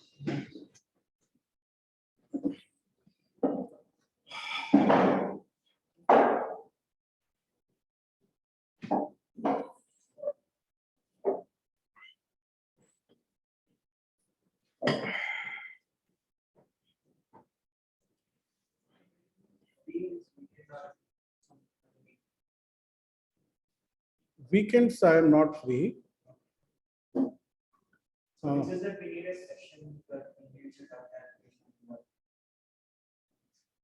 that. Okay, let me check. I'll tell tomorrow. Okay. You want an individual doubt clearing session, right? See, doubt clearing session best way is through practice. So Friday we will keep it for practice. Whatever doubts you have, we will sort it that day. We'll get the data sorted out. This time it will be online, offline session only. Last time I was unexpectedly traveling, so it was online. Offline, when I'm here, you will be working before me only. Whatever doubts you have, then only then and there I will sort it out. So Friday we will keep that session. I'll give a fresh data set. Okay, you can work on it. You have whatever doubts you have, you can ask me then and there. We clarify. Right.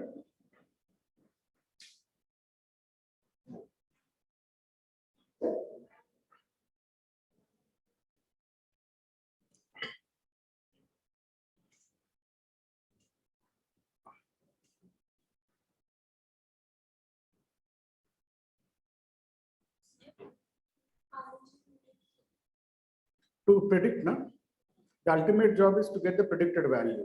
Why hat? See, in machine learning, you have to predict. Ultimately, you have to predict a value. If it is numerical data, you have to predict a value. And you compare it with actual value. Okay? Or else what happens in competitions and hackathons, they will not give you the dependent variable. So you will predict the values and you upload it to the site. It will compare it with the actual values and then it will give you the accuracy, how close your RMSE is there. So regression, na? What is the metric for regression?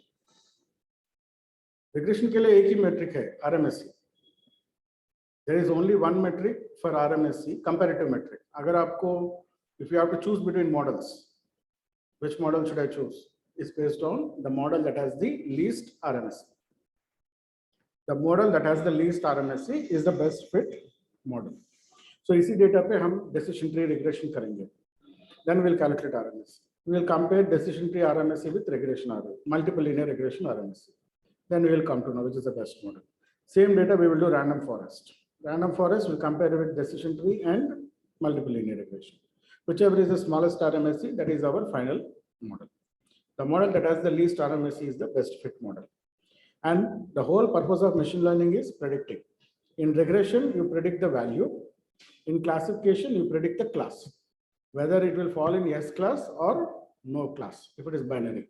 If it is multinomial, whichever class has the highest probability, that is the final class.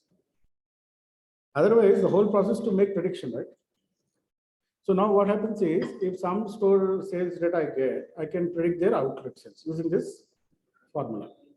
Using this formula, I can predict outlet sales for any outlet if they gave me this basic data. So that is the purpose of creating a model. This will deploy it as an application. So a manager can input various like how items, which types of items are going, all this data if he inputs, he can predict the outlet sales, what he can expect from that particular. So इसके एक form input page बनाना पड़ता है. We have to create an HTML input page. Then we'll put the algorithm in the backend, and then we use it for prediction. See, not API, HTML. नहीं, आपने वो website देखा है ना, Cars24 जो भी है, उसमें आप ऐड करते जाओ डेटा, वो आपको प्राइस देगा ना, किस ईयर में आपने कार खरीदा है, मॉडल क्या है, वेरिएंट क्या है, कितने किलोमीटर्स हुआ है, वो सब आप देते जाओ, आपका प्राइस आएगा. Same thing like one website called Cashify. You might have used this na for mobile phone selling. Cashify. So इसमें आप मोबाइल का डेटा देते जाओ, like cell phone. Okay, I want to sell Apple. I want to sell. You are choosing the independent variables here. Let us say I want to sell iPhone 11 Pro. कितना 64 GB expected value. Because back in historical data pay, they're taking data from all second-hand mobile guys. They have like Jagdish Market. They go every day. Every day they have tie-up with this Jagdish Market guys. They have an application. They pay them money to fill the data. So for every day, every week, these Jagdish Market dealers will get some 20-30 dealers. They have tied up Cashify. What they will do is, if you at what price you will buy these phones. If they come to your shop, they will fix the price, right? They look at the quality of the phone and all. They will fix the file. They'll fill up a form. That data will be stored in Cashify store server, and that will be used for predicting the price on the website. Price is the dependent variable, and all the model number, model thing. Now, ये exact value के लिए आपको और कुछ देना पड़ेगा. अभी आप you want an exact value. They get paid, na? They get paid. For every dealer, it takes at least 3 hours time for filling up that whole data. For the 3 hours effort, Cashify pays them based on the dealer's experience and dealer's capability, 5,000 rupees to 10,000 rupees. Otherwise, why would they waste time and do it? So they have to do it. That's a good income for them, right? 5,000 to 10,000 rupees is a good incentive, and they fill data accurately. Now, आपको exact value चाहिए. So see what it is asking. Are you able to make receive calls? Yes. Are there any problems with your mobile screen? No. This is what dealer will check. Na? वो call करेगा, screen check करेगा. Are there any defects on your phone body? No. So is your mobile warranty or not? Yes. So these sort of questions will help us to come up with the final value. Continue. अभी और आएगा. Front camera working है कि नहीं? This is what the dealer will choose, right? These switches are all. So I don't have any problems. I am all these things. So I will simply say continue. I have all of them working. I have original charger. I have original earphones. I have original box with EMI, and I have the bill also. Continue. What is your mobile age? About 11 months. Mobile पे आपका exact quote आएगा. Cashify का बंदा आएगा, वो mobile check करेगा. Every aspect like screen is working. They have actually there is an app. Now they created an app. Cashify has created an app. The app आप run करोगे ना, it will check everything. First, it will call. It will check the voice. The app is an automatic app. Earlier, it was done manually 4 years back. In US, some people developed this app for mobile, some startup. So that app was developed by Chinese guys in US only. So you just install that app, and if you click run the app, it will tell you everything. What is the condition of your mobile, whether your screen is working, audio is working, everything. The report will be generated. Based on the report, the dealer will say what is the price.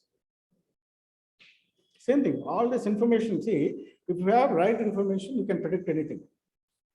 If you have right information, you can predict. But if information is wrong, your prediction will be wrong.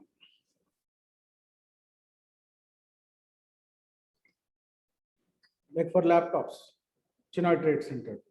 They're also wholesalers, they evaluate the laptop very perfectly.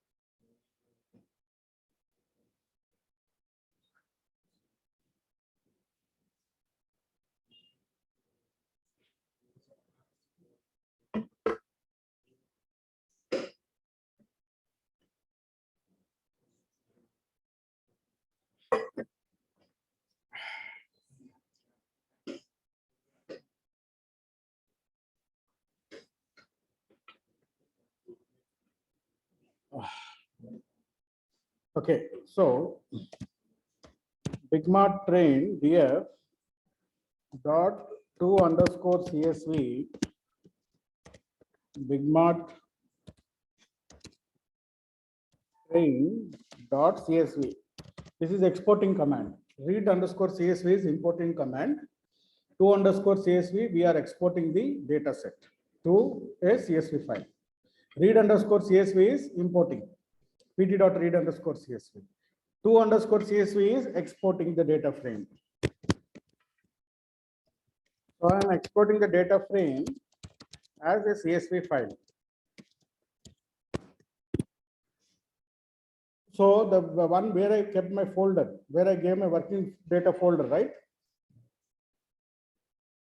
The place where I have given my working day folder, you can see here, bigmartrain.csv. A file has been saved. Open with Excel.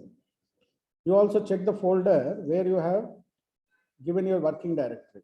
So for exporting data outside Python, you just need to give data frame dot to underscore CSV in brackets, give a file name dot file type. What type of exporting you do? If you want a CSV file, dot CSV. If you want an Excel file, you can say dot XLX. To underscore XLX dot XLX. To underscore CSV dot CSV. Now you go the folder in the IO where you set up the path. Na? In the IO, you have set up a path there. In that folder, the file will be stored. The IO path folder, which you have set up in that same folder, you will see a file. The file would be like this. I opened it with Excel sheet. This is my file. Right? Now I will save it as Excel workbook. Save as type Excel workbook. I will share it, save it in, okay, Bigmart sales only. What is it? I have converted the CSV file into a Excel workbook.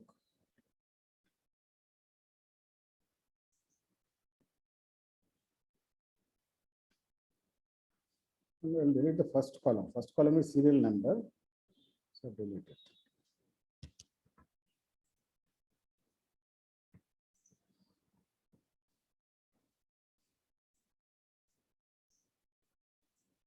Got it, all of you?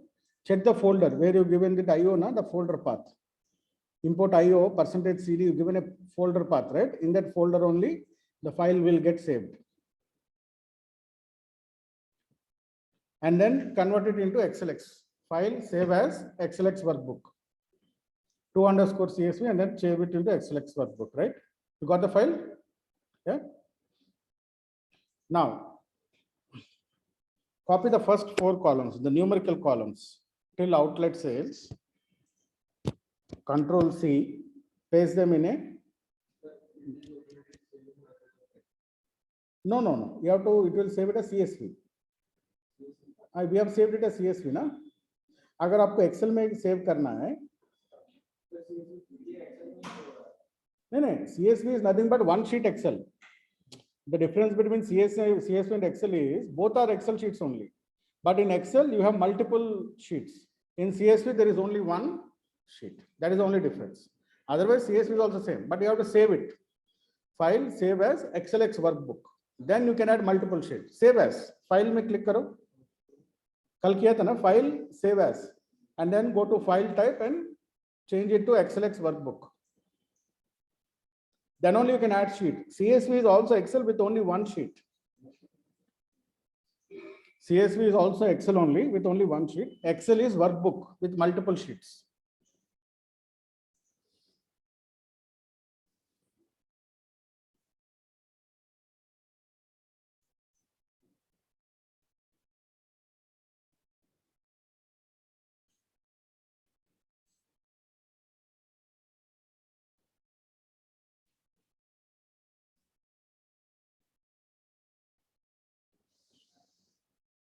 Got it, all of you?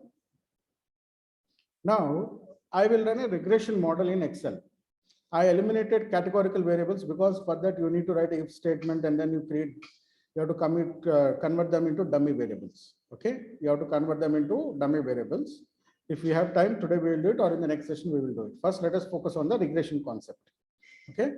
Now, like I told you, Python does not give us the statistical output. Python gives you only the R square, intercept, and coefficients. But there is an actual output of regression which is very large, which you will get in Excel, SPSS, or R software. R is also statistical software, which we will learn. After Python, we will learn R. So in statistical software, the outputs are different. The outputs are slightly different. So I will show you the whole process in Excel. And when you are doing it in R, I will also repeat the same process in R also. Statistical outputs. So all of you, yesterday we have imported the data analysis tab, right? Data analysis tab. In this we have regression. See? Data analysis tab, regression, click OK. Input Y range. Input Y range. Y is what? Dependent variable. So you have to select the item outlet sales column, including the header. Input Y range is you have to select the item outlet sales complete column. Shift Control Shift down arrow. Click on the color box, go to this cell and then select it. Input X range. Select all the independent variables till outlet age. Control Shift down arrow. Input out X range, all the columns except the item sales. Except the item sales, all other columns, item outlet sales, we have selected them as independent. Tick mark labels. Tick mark confidence level as 95%. Tick mark residuals. Let it be new worksheet. Output is large, so we need a new worksheet. Tick mark residuals. Tick mark normal probability plots, or no need. We'll go with residuals only. Okay, click OK. You will get a output like this.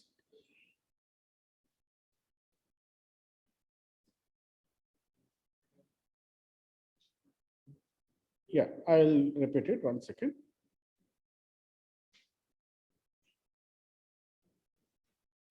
So data tab, regression. Here, input Y range is item outlet sales. X range, all other columns. Select all columns. All columns except item outlet sales.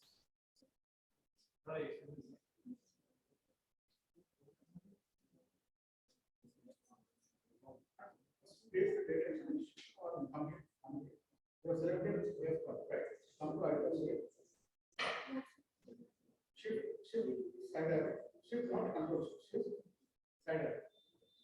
1 3 control. Now shift plus control plus down. Right, all 4 columns are selected.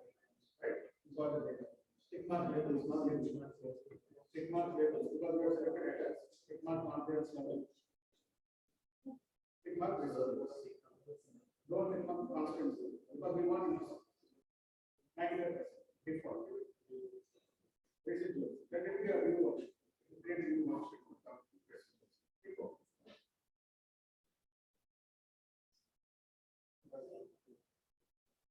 Okay. First select the by range and then select all the.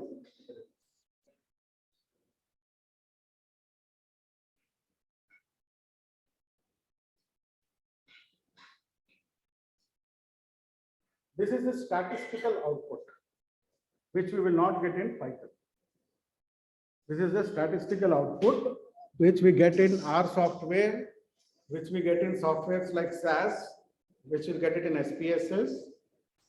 All those Excel also will give us the statistical output. But in Python, we will not get it. So why did you go for ANOVA? Which one? ANOVA is part of regression.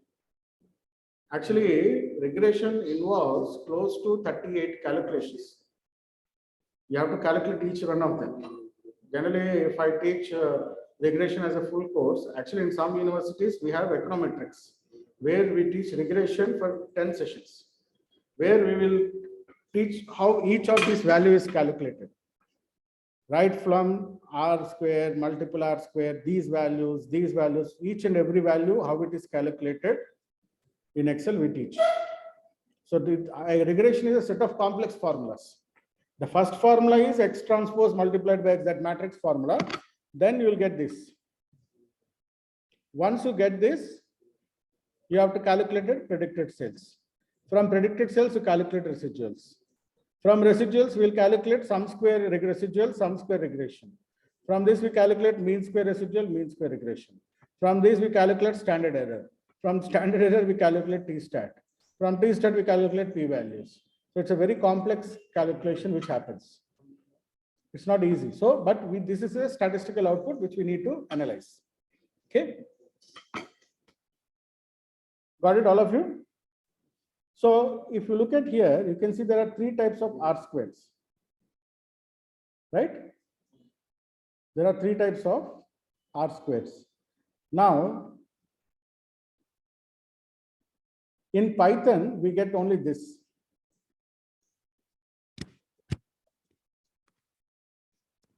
Python gives only R square. Oh, no, not R square, multiple R.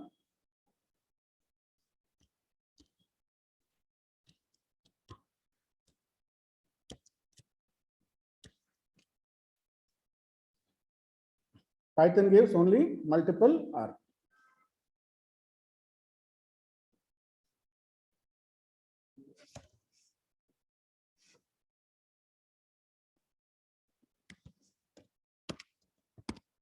Okay, Python gives only this. No fail. There is no fail.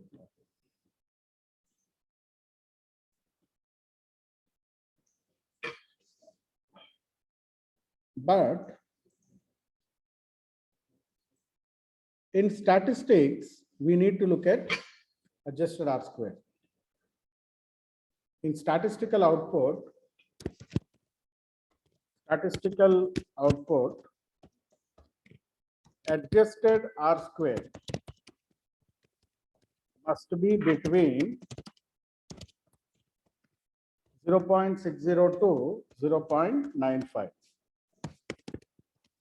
Adjusted R square explains the amount of variance occurring in dependent variable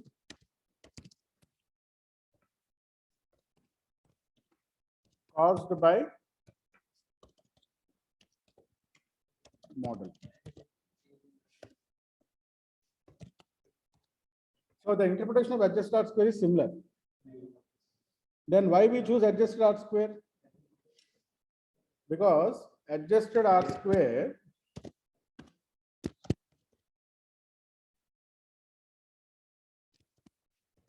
is affected by variable significance. Which variable? Independent variable significance.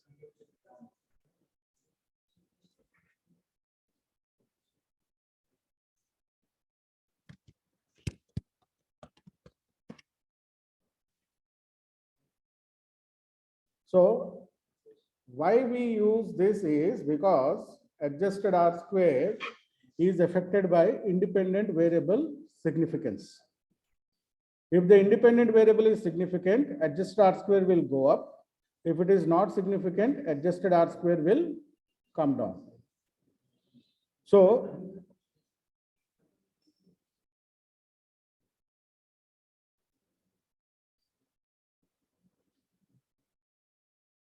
you're not able to run it?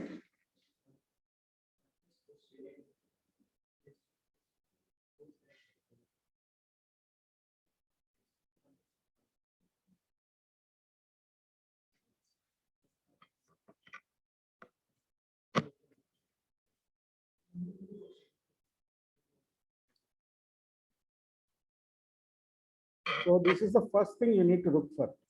Whenever you look for regression output, the first metric you should look for is adjusted R square. The first metric you should always look for is adjusted R square. The significance, the sequence is very important. Okay. See, adjusted R square is the first metric you should check. What is adjusted R square? The same amount of variance occurring in dependent variable caused by the model. Why we are choosing adjusted R square is it is affected by variable significance. If the independent variable is significant, adjusted R square will go up. If the independent variable is insignificant, the adjusted R square will come down. That is why it is affected by the variable significance. That is why we have to check the adjusted R square first. The second thing which you need to look for is the model p-value or the significance of f. The second thing which you need to look for is, in R we call it model p-value, in Excel we call it as significance of x, f. In R we get this as model p-value, in Excel we get it as significance of f. This must be less than 0.05. The second parameter you should look for is significance of f. This must be less than 0.05. Whenever there is a p-value, there is a null and alternate hypothesis. Whenever there is a p-value, there is a null and alternate hypothesis. What is the null hypothesis here? The null hypothesis is coefficients are equal to 0. The alternate hypothesis is coefficients are not equal to 0. Coefficients are equal to 0. Coefficients are not equal to 0. If it is less than 0.05, what it will happen? We will reject the null hypothesis. What is the null hypothesis? Coefficients are 0. Coefficients, remember, betas. If you multiply anything with 0, it will become 0. Will it have an effect? It does not have an effect. So this must be, significance of f must be less than 0.05. If it is greater than 0.05, your model has failed. You have to rebuild your model. So this is the model. Second thing you need to look for. First is adjusted R square. Second is model p-value or significance of f, which must be less than 0.05 to reject the null hypothesis that coefficients are equal to 0. Then we need to look for the independent variables p-values. If you look at independent variable p-values, only 3 variables are significant. The third, independent variables p-value must be less than 0.05. The null hypothesis is variable is insignificant Insignificant means what? No impact. Alternate is variable is significant, which means there is a impact.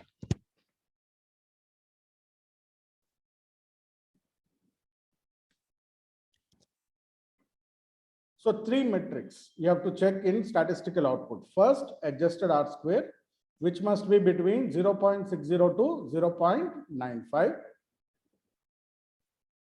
Second, you have to check for significance F, also called as model p-value. This must be less than 0.05 to reject the null hypothesis that coefficients are equal to 0. And you can see the coefficients. Are any of these coefficients equal to 0?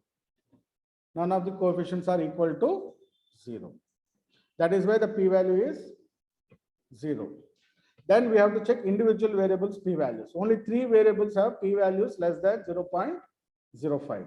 These are the 3 significant variables, and item weight is non-significant variable. Item weight is not significant because the p-value is greater than 0.05. So in the next iteration, we will remove item weight. We will use the other 3 variables, and then we will rebuild our final model. So independent variables which are not significant must be removed and rebuild your final model. In this case, we have to eliminate item weight and rebuild our final model. But this is the 3 metrics, the 3 conditions. Once you have these 3 conditions met, then only your regression is complete. Condition 1, adjust R square. Condition 2, model p-value or significance of F. Condition 3, independent variables p-values. All 3 conditions met, your regression model is fit. If any one of the condition is not met, your model is not fit. You have to rebuild your model.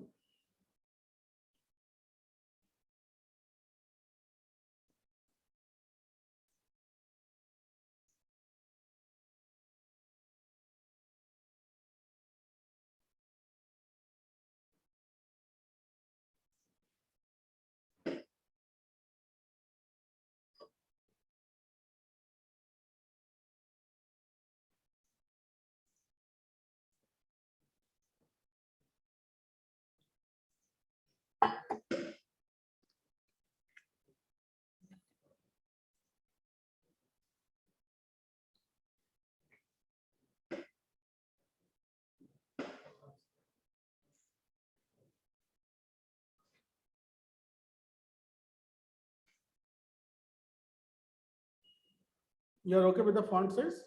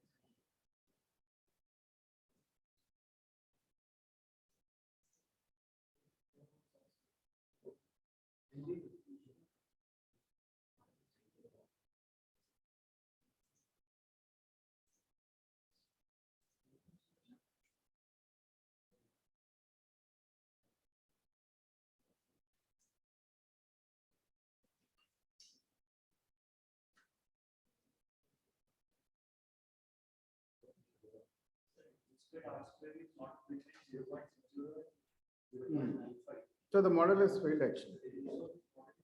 This model is failed. But for our academic purposes, we're just going through the things because I think even then also it will not work. You can try it, but it will not work. Basically, regression is not a good fit model for this particular data. Tree-based models are better.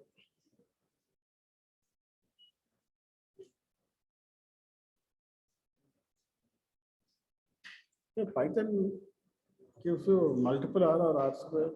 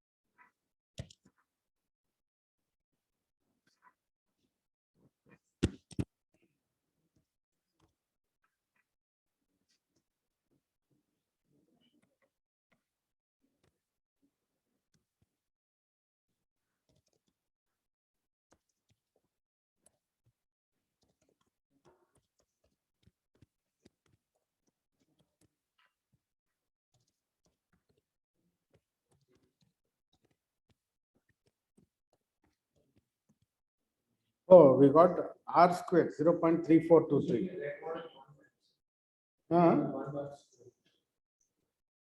Sorry. Same thing. Reg model 1 only it is taking.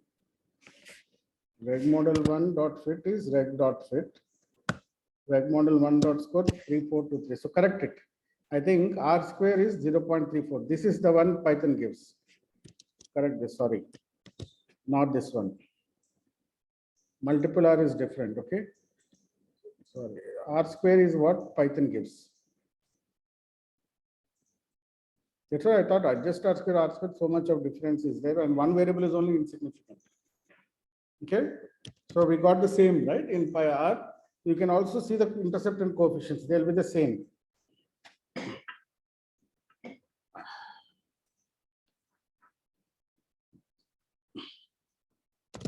Reg model 1 dot intercept print list z x1 dot columns comma reg model 1 dot coefficient. You got the same, right? Check. Minus 1.99, minus 4384, 15.56 and 12.62. Exactly same, right? To the decimal. Right? So we get the same output to the decimal.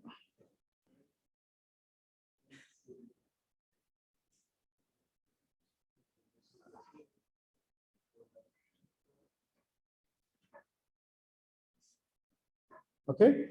We got the same values. Now, what is the formula? Item underscore outlet underscore sales is equal to 10.52 minus 1.99 into item underscore weight minus 4384.64 into item underscore visibility plus 15.56 into item underscore MRP plus 12.62 into outlet underscore age. This is the prediction formula. This is the formula which is used for prediction, right? This is the formula that is used for predictions.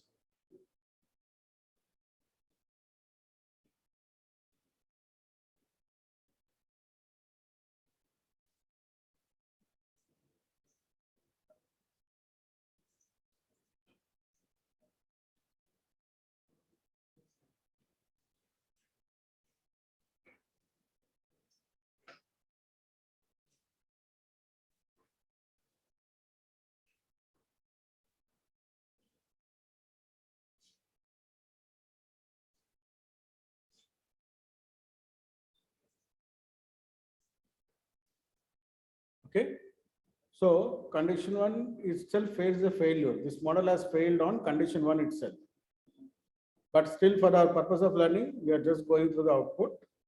Okay. But as per the solution, the R square and adjusted R square are less than 0.60, which means the model has failed. Which means multiple linear regression is not the best fit model for this data. Even though we do variable selections and do all those things also, this is not the best fit model.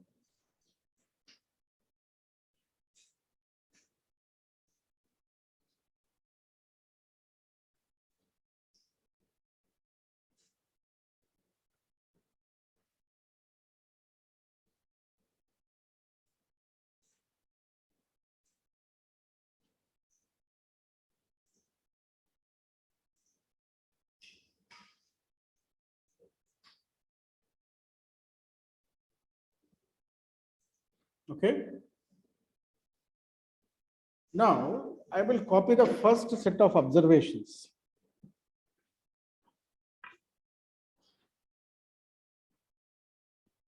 I will copy the first set of observations into the sheet. This is the first observation. Okay. So, is equal to intercept plus coefficient of item weight into item weight plus coefficient of item visibility into item visibility plus coefficient of item MRP into item MRP plus coefficient of outlet age into outlet age. This and this values are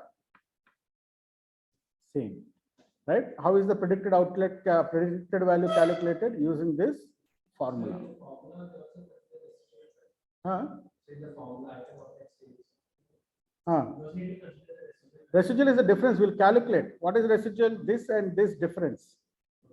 Residual is not part here. This is only the predicted value. This is the predicted value using the formula. Now residual we have to calculate separately. If I move them here, now how will I calculate residual? Residual would be is equal to actual minus predicted. You will get minus 35. This and this are same, right?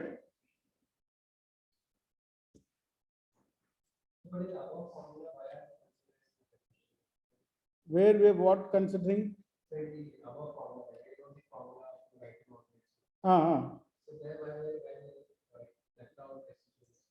Residuals is post model, na? Residuals is not pre-model. Residual is calculated after the model building. If you look at our notes, I have very clearly given you. Residuals are what? Post model. After building the model, you will do the residuals. See?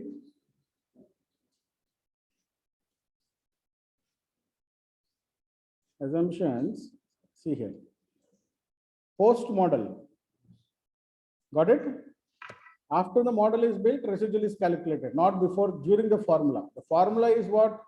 The formula does have ET as a separate value. It is calculated based on the predicted value. We report an error term. There will always be error, but it is not calculated here. It will not be included in the regression calculation. Regression calculation is only between independent variables and dependent variables, nothing else. Regression is between a single dependent and independent variables. After that, we do the prediction. We create the equation. Once the equation is created, we predict it. The prediction is done again on independent variables only, using the formula. Like how I did here, I have taken the actual data points. I pasted the actual data from here, row 1 here. These are the actual data points. And I have calculated the predicted using the formula. The formula is this: intercept plus beta 1 into x1, right?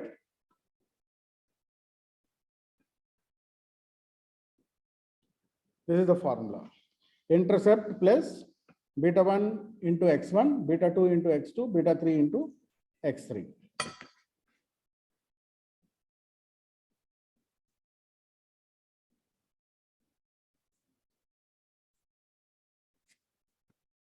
Let me little bit zoom it so that everybody can see it. So using the formula for every observation, we have how many observations here? 8,500 observations are there, right? For every observation, using this formula and the actual X data, it will calculate the predicted value. So if you look at the predicted outlet sales, you will get it for 8,520 observations, 24 observations. Same formula is used, coefficients intersect with the different X values.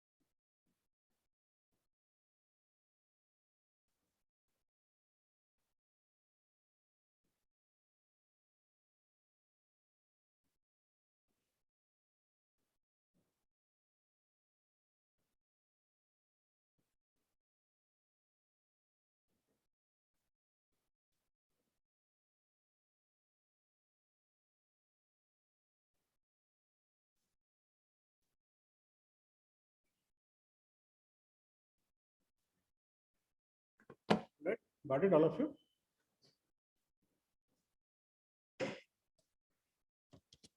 So this is how we look at the statistical output of regression. I'll discuss it again when we discuss R, because R, after Python will start R, that time we'll discuss again statistical outputs. because Python does not give us statistical output. So if at all your client asks you, I want statistical output, you have to run the model in R or you have to run it on SAS. Whichever software is available to you, you can do it. Now, if you are interested, SAS is free of cost. There is a SAS software. Huh? SAS as in software as a service. Yeah, SAS On Demand Academics is free. SAS On Demand Academics is free. Anybody can open an account. SAS On Demand. See, the benchmark software in statistics is SAS. That's the benchmark. SAS and SPSS. So SAS On Demand for academics. Anybody can just create a profile and log into this.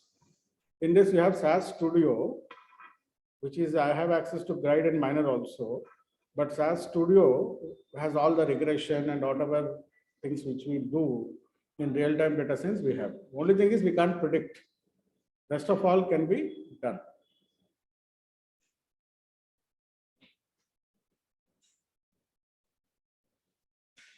So this is a cloud-based software, SAS On Demand for academics.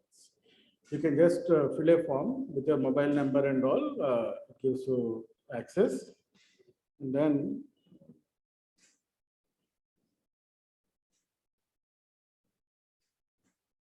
so files home, I'll upload the file.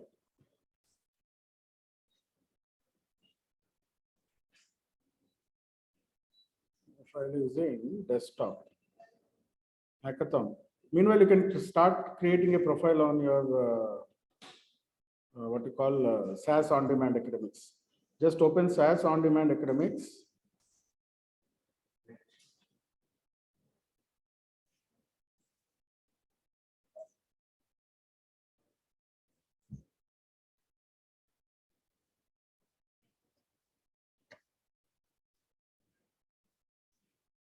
SAS On Demand Academics.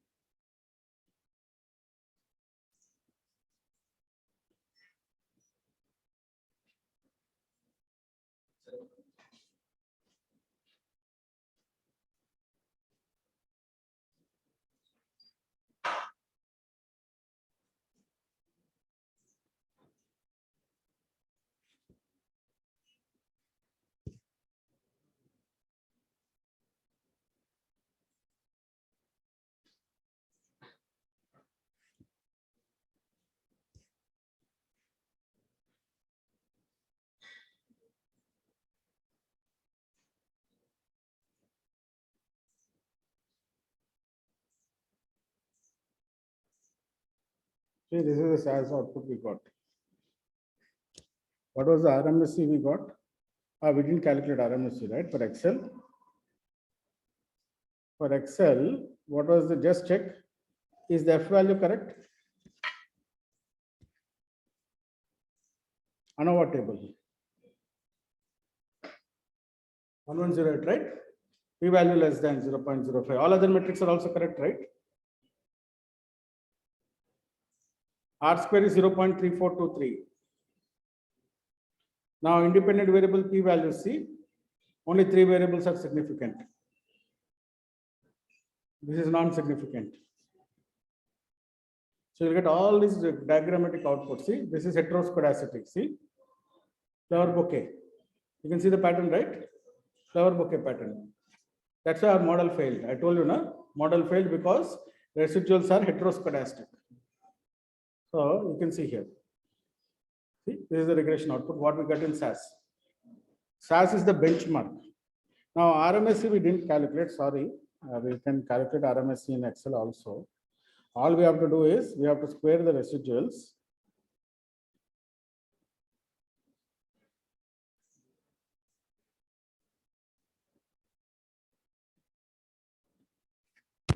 Residual square is equal to this to the power of 2. Double click residual square, then RMSE is equal to SQRT open bracket average open bracket residual square close bracket enter. RMSE of 13.1383, right? We got an RMSE of 1383. Just check in SAS. You got the same RMSE.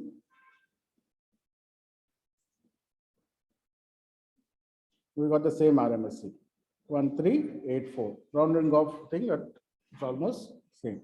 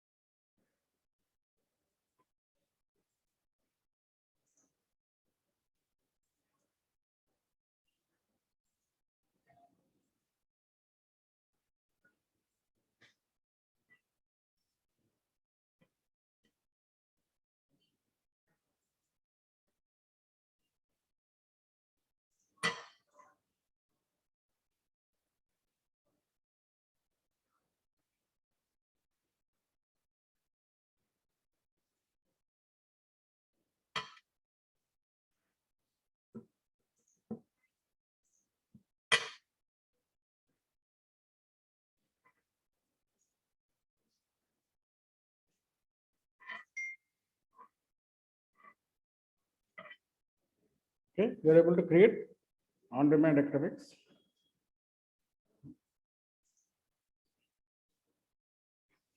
But the outputs will be same. The values will be same, be it whatever software. So we'll get the exactly same output what we got in Python, R, and SAS and Excel.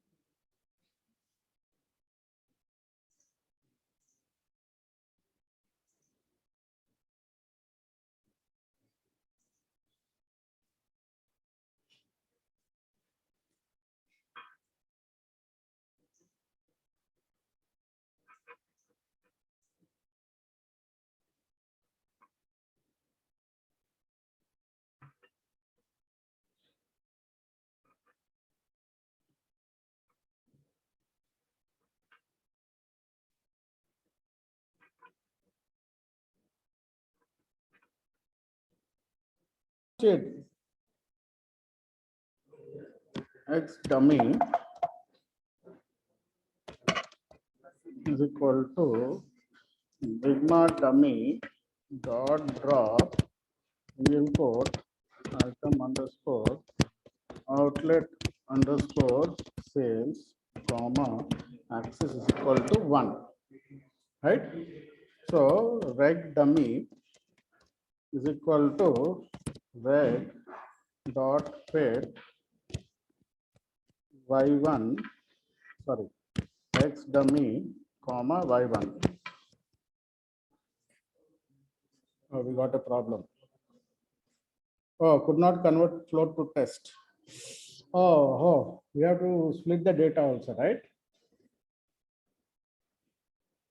Okay.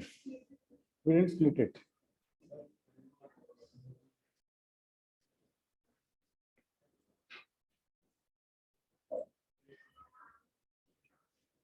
So train dummy is equal to big mart dummy square bracket big mart dummy dot item outlet sales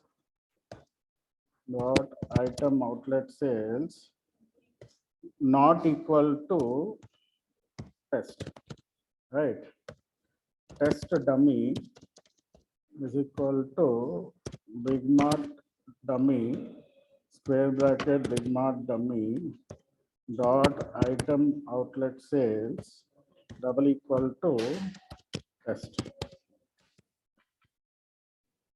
Okay, then test dummy is equal to test dummy dot drop single quote item underscore outlet underscore sales comma axis is equal to 1.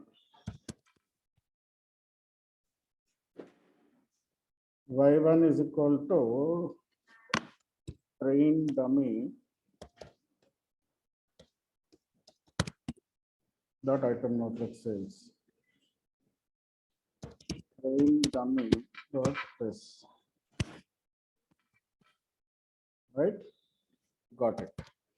Reg dummy dot score x dummy comma y1. Okay. Now we can check your SAS score. Reg dummy dot. So SAS is using minus 577. Just check intercept. Print list z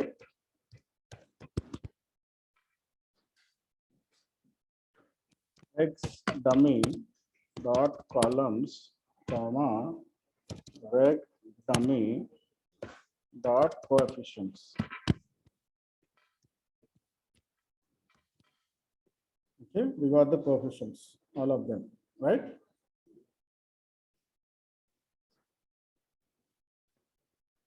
Reg dummy predict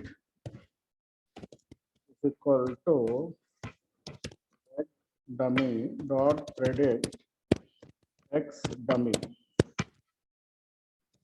Reg dummy receipt is equal to y.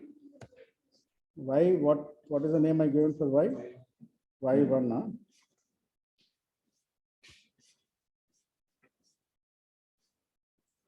One minus reg dummy predict. NP reg receipt. Reg dummy receipt is equal to y1. Oh, receipt is already calculated, right? NP dot sqrt NP dot mean reg dummy receipt star 2 1127. Check RMSC. Huh?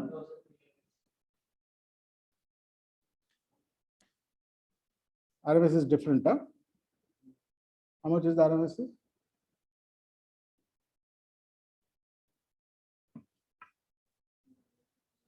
Hmm?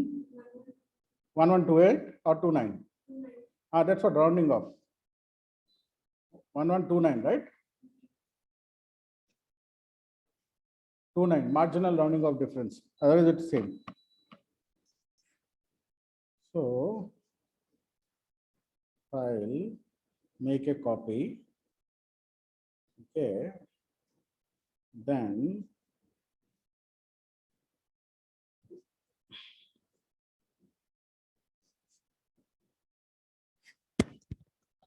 regression theory. Big Mark says, if you have time at home, just go through it. Tomorrow morning, I'll explain. Okay. File, download as IPNB. File, print preview. Print. Save. Save. Okay. Then you are getting data.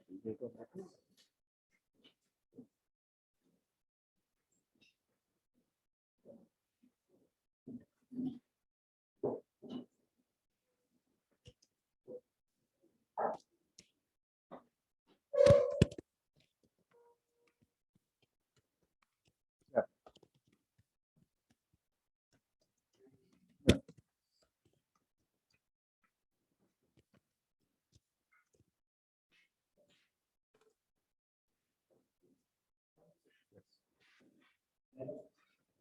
Yes. Yes, sir.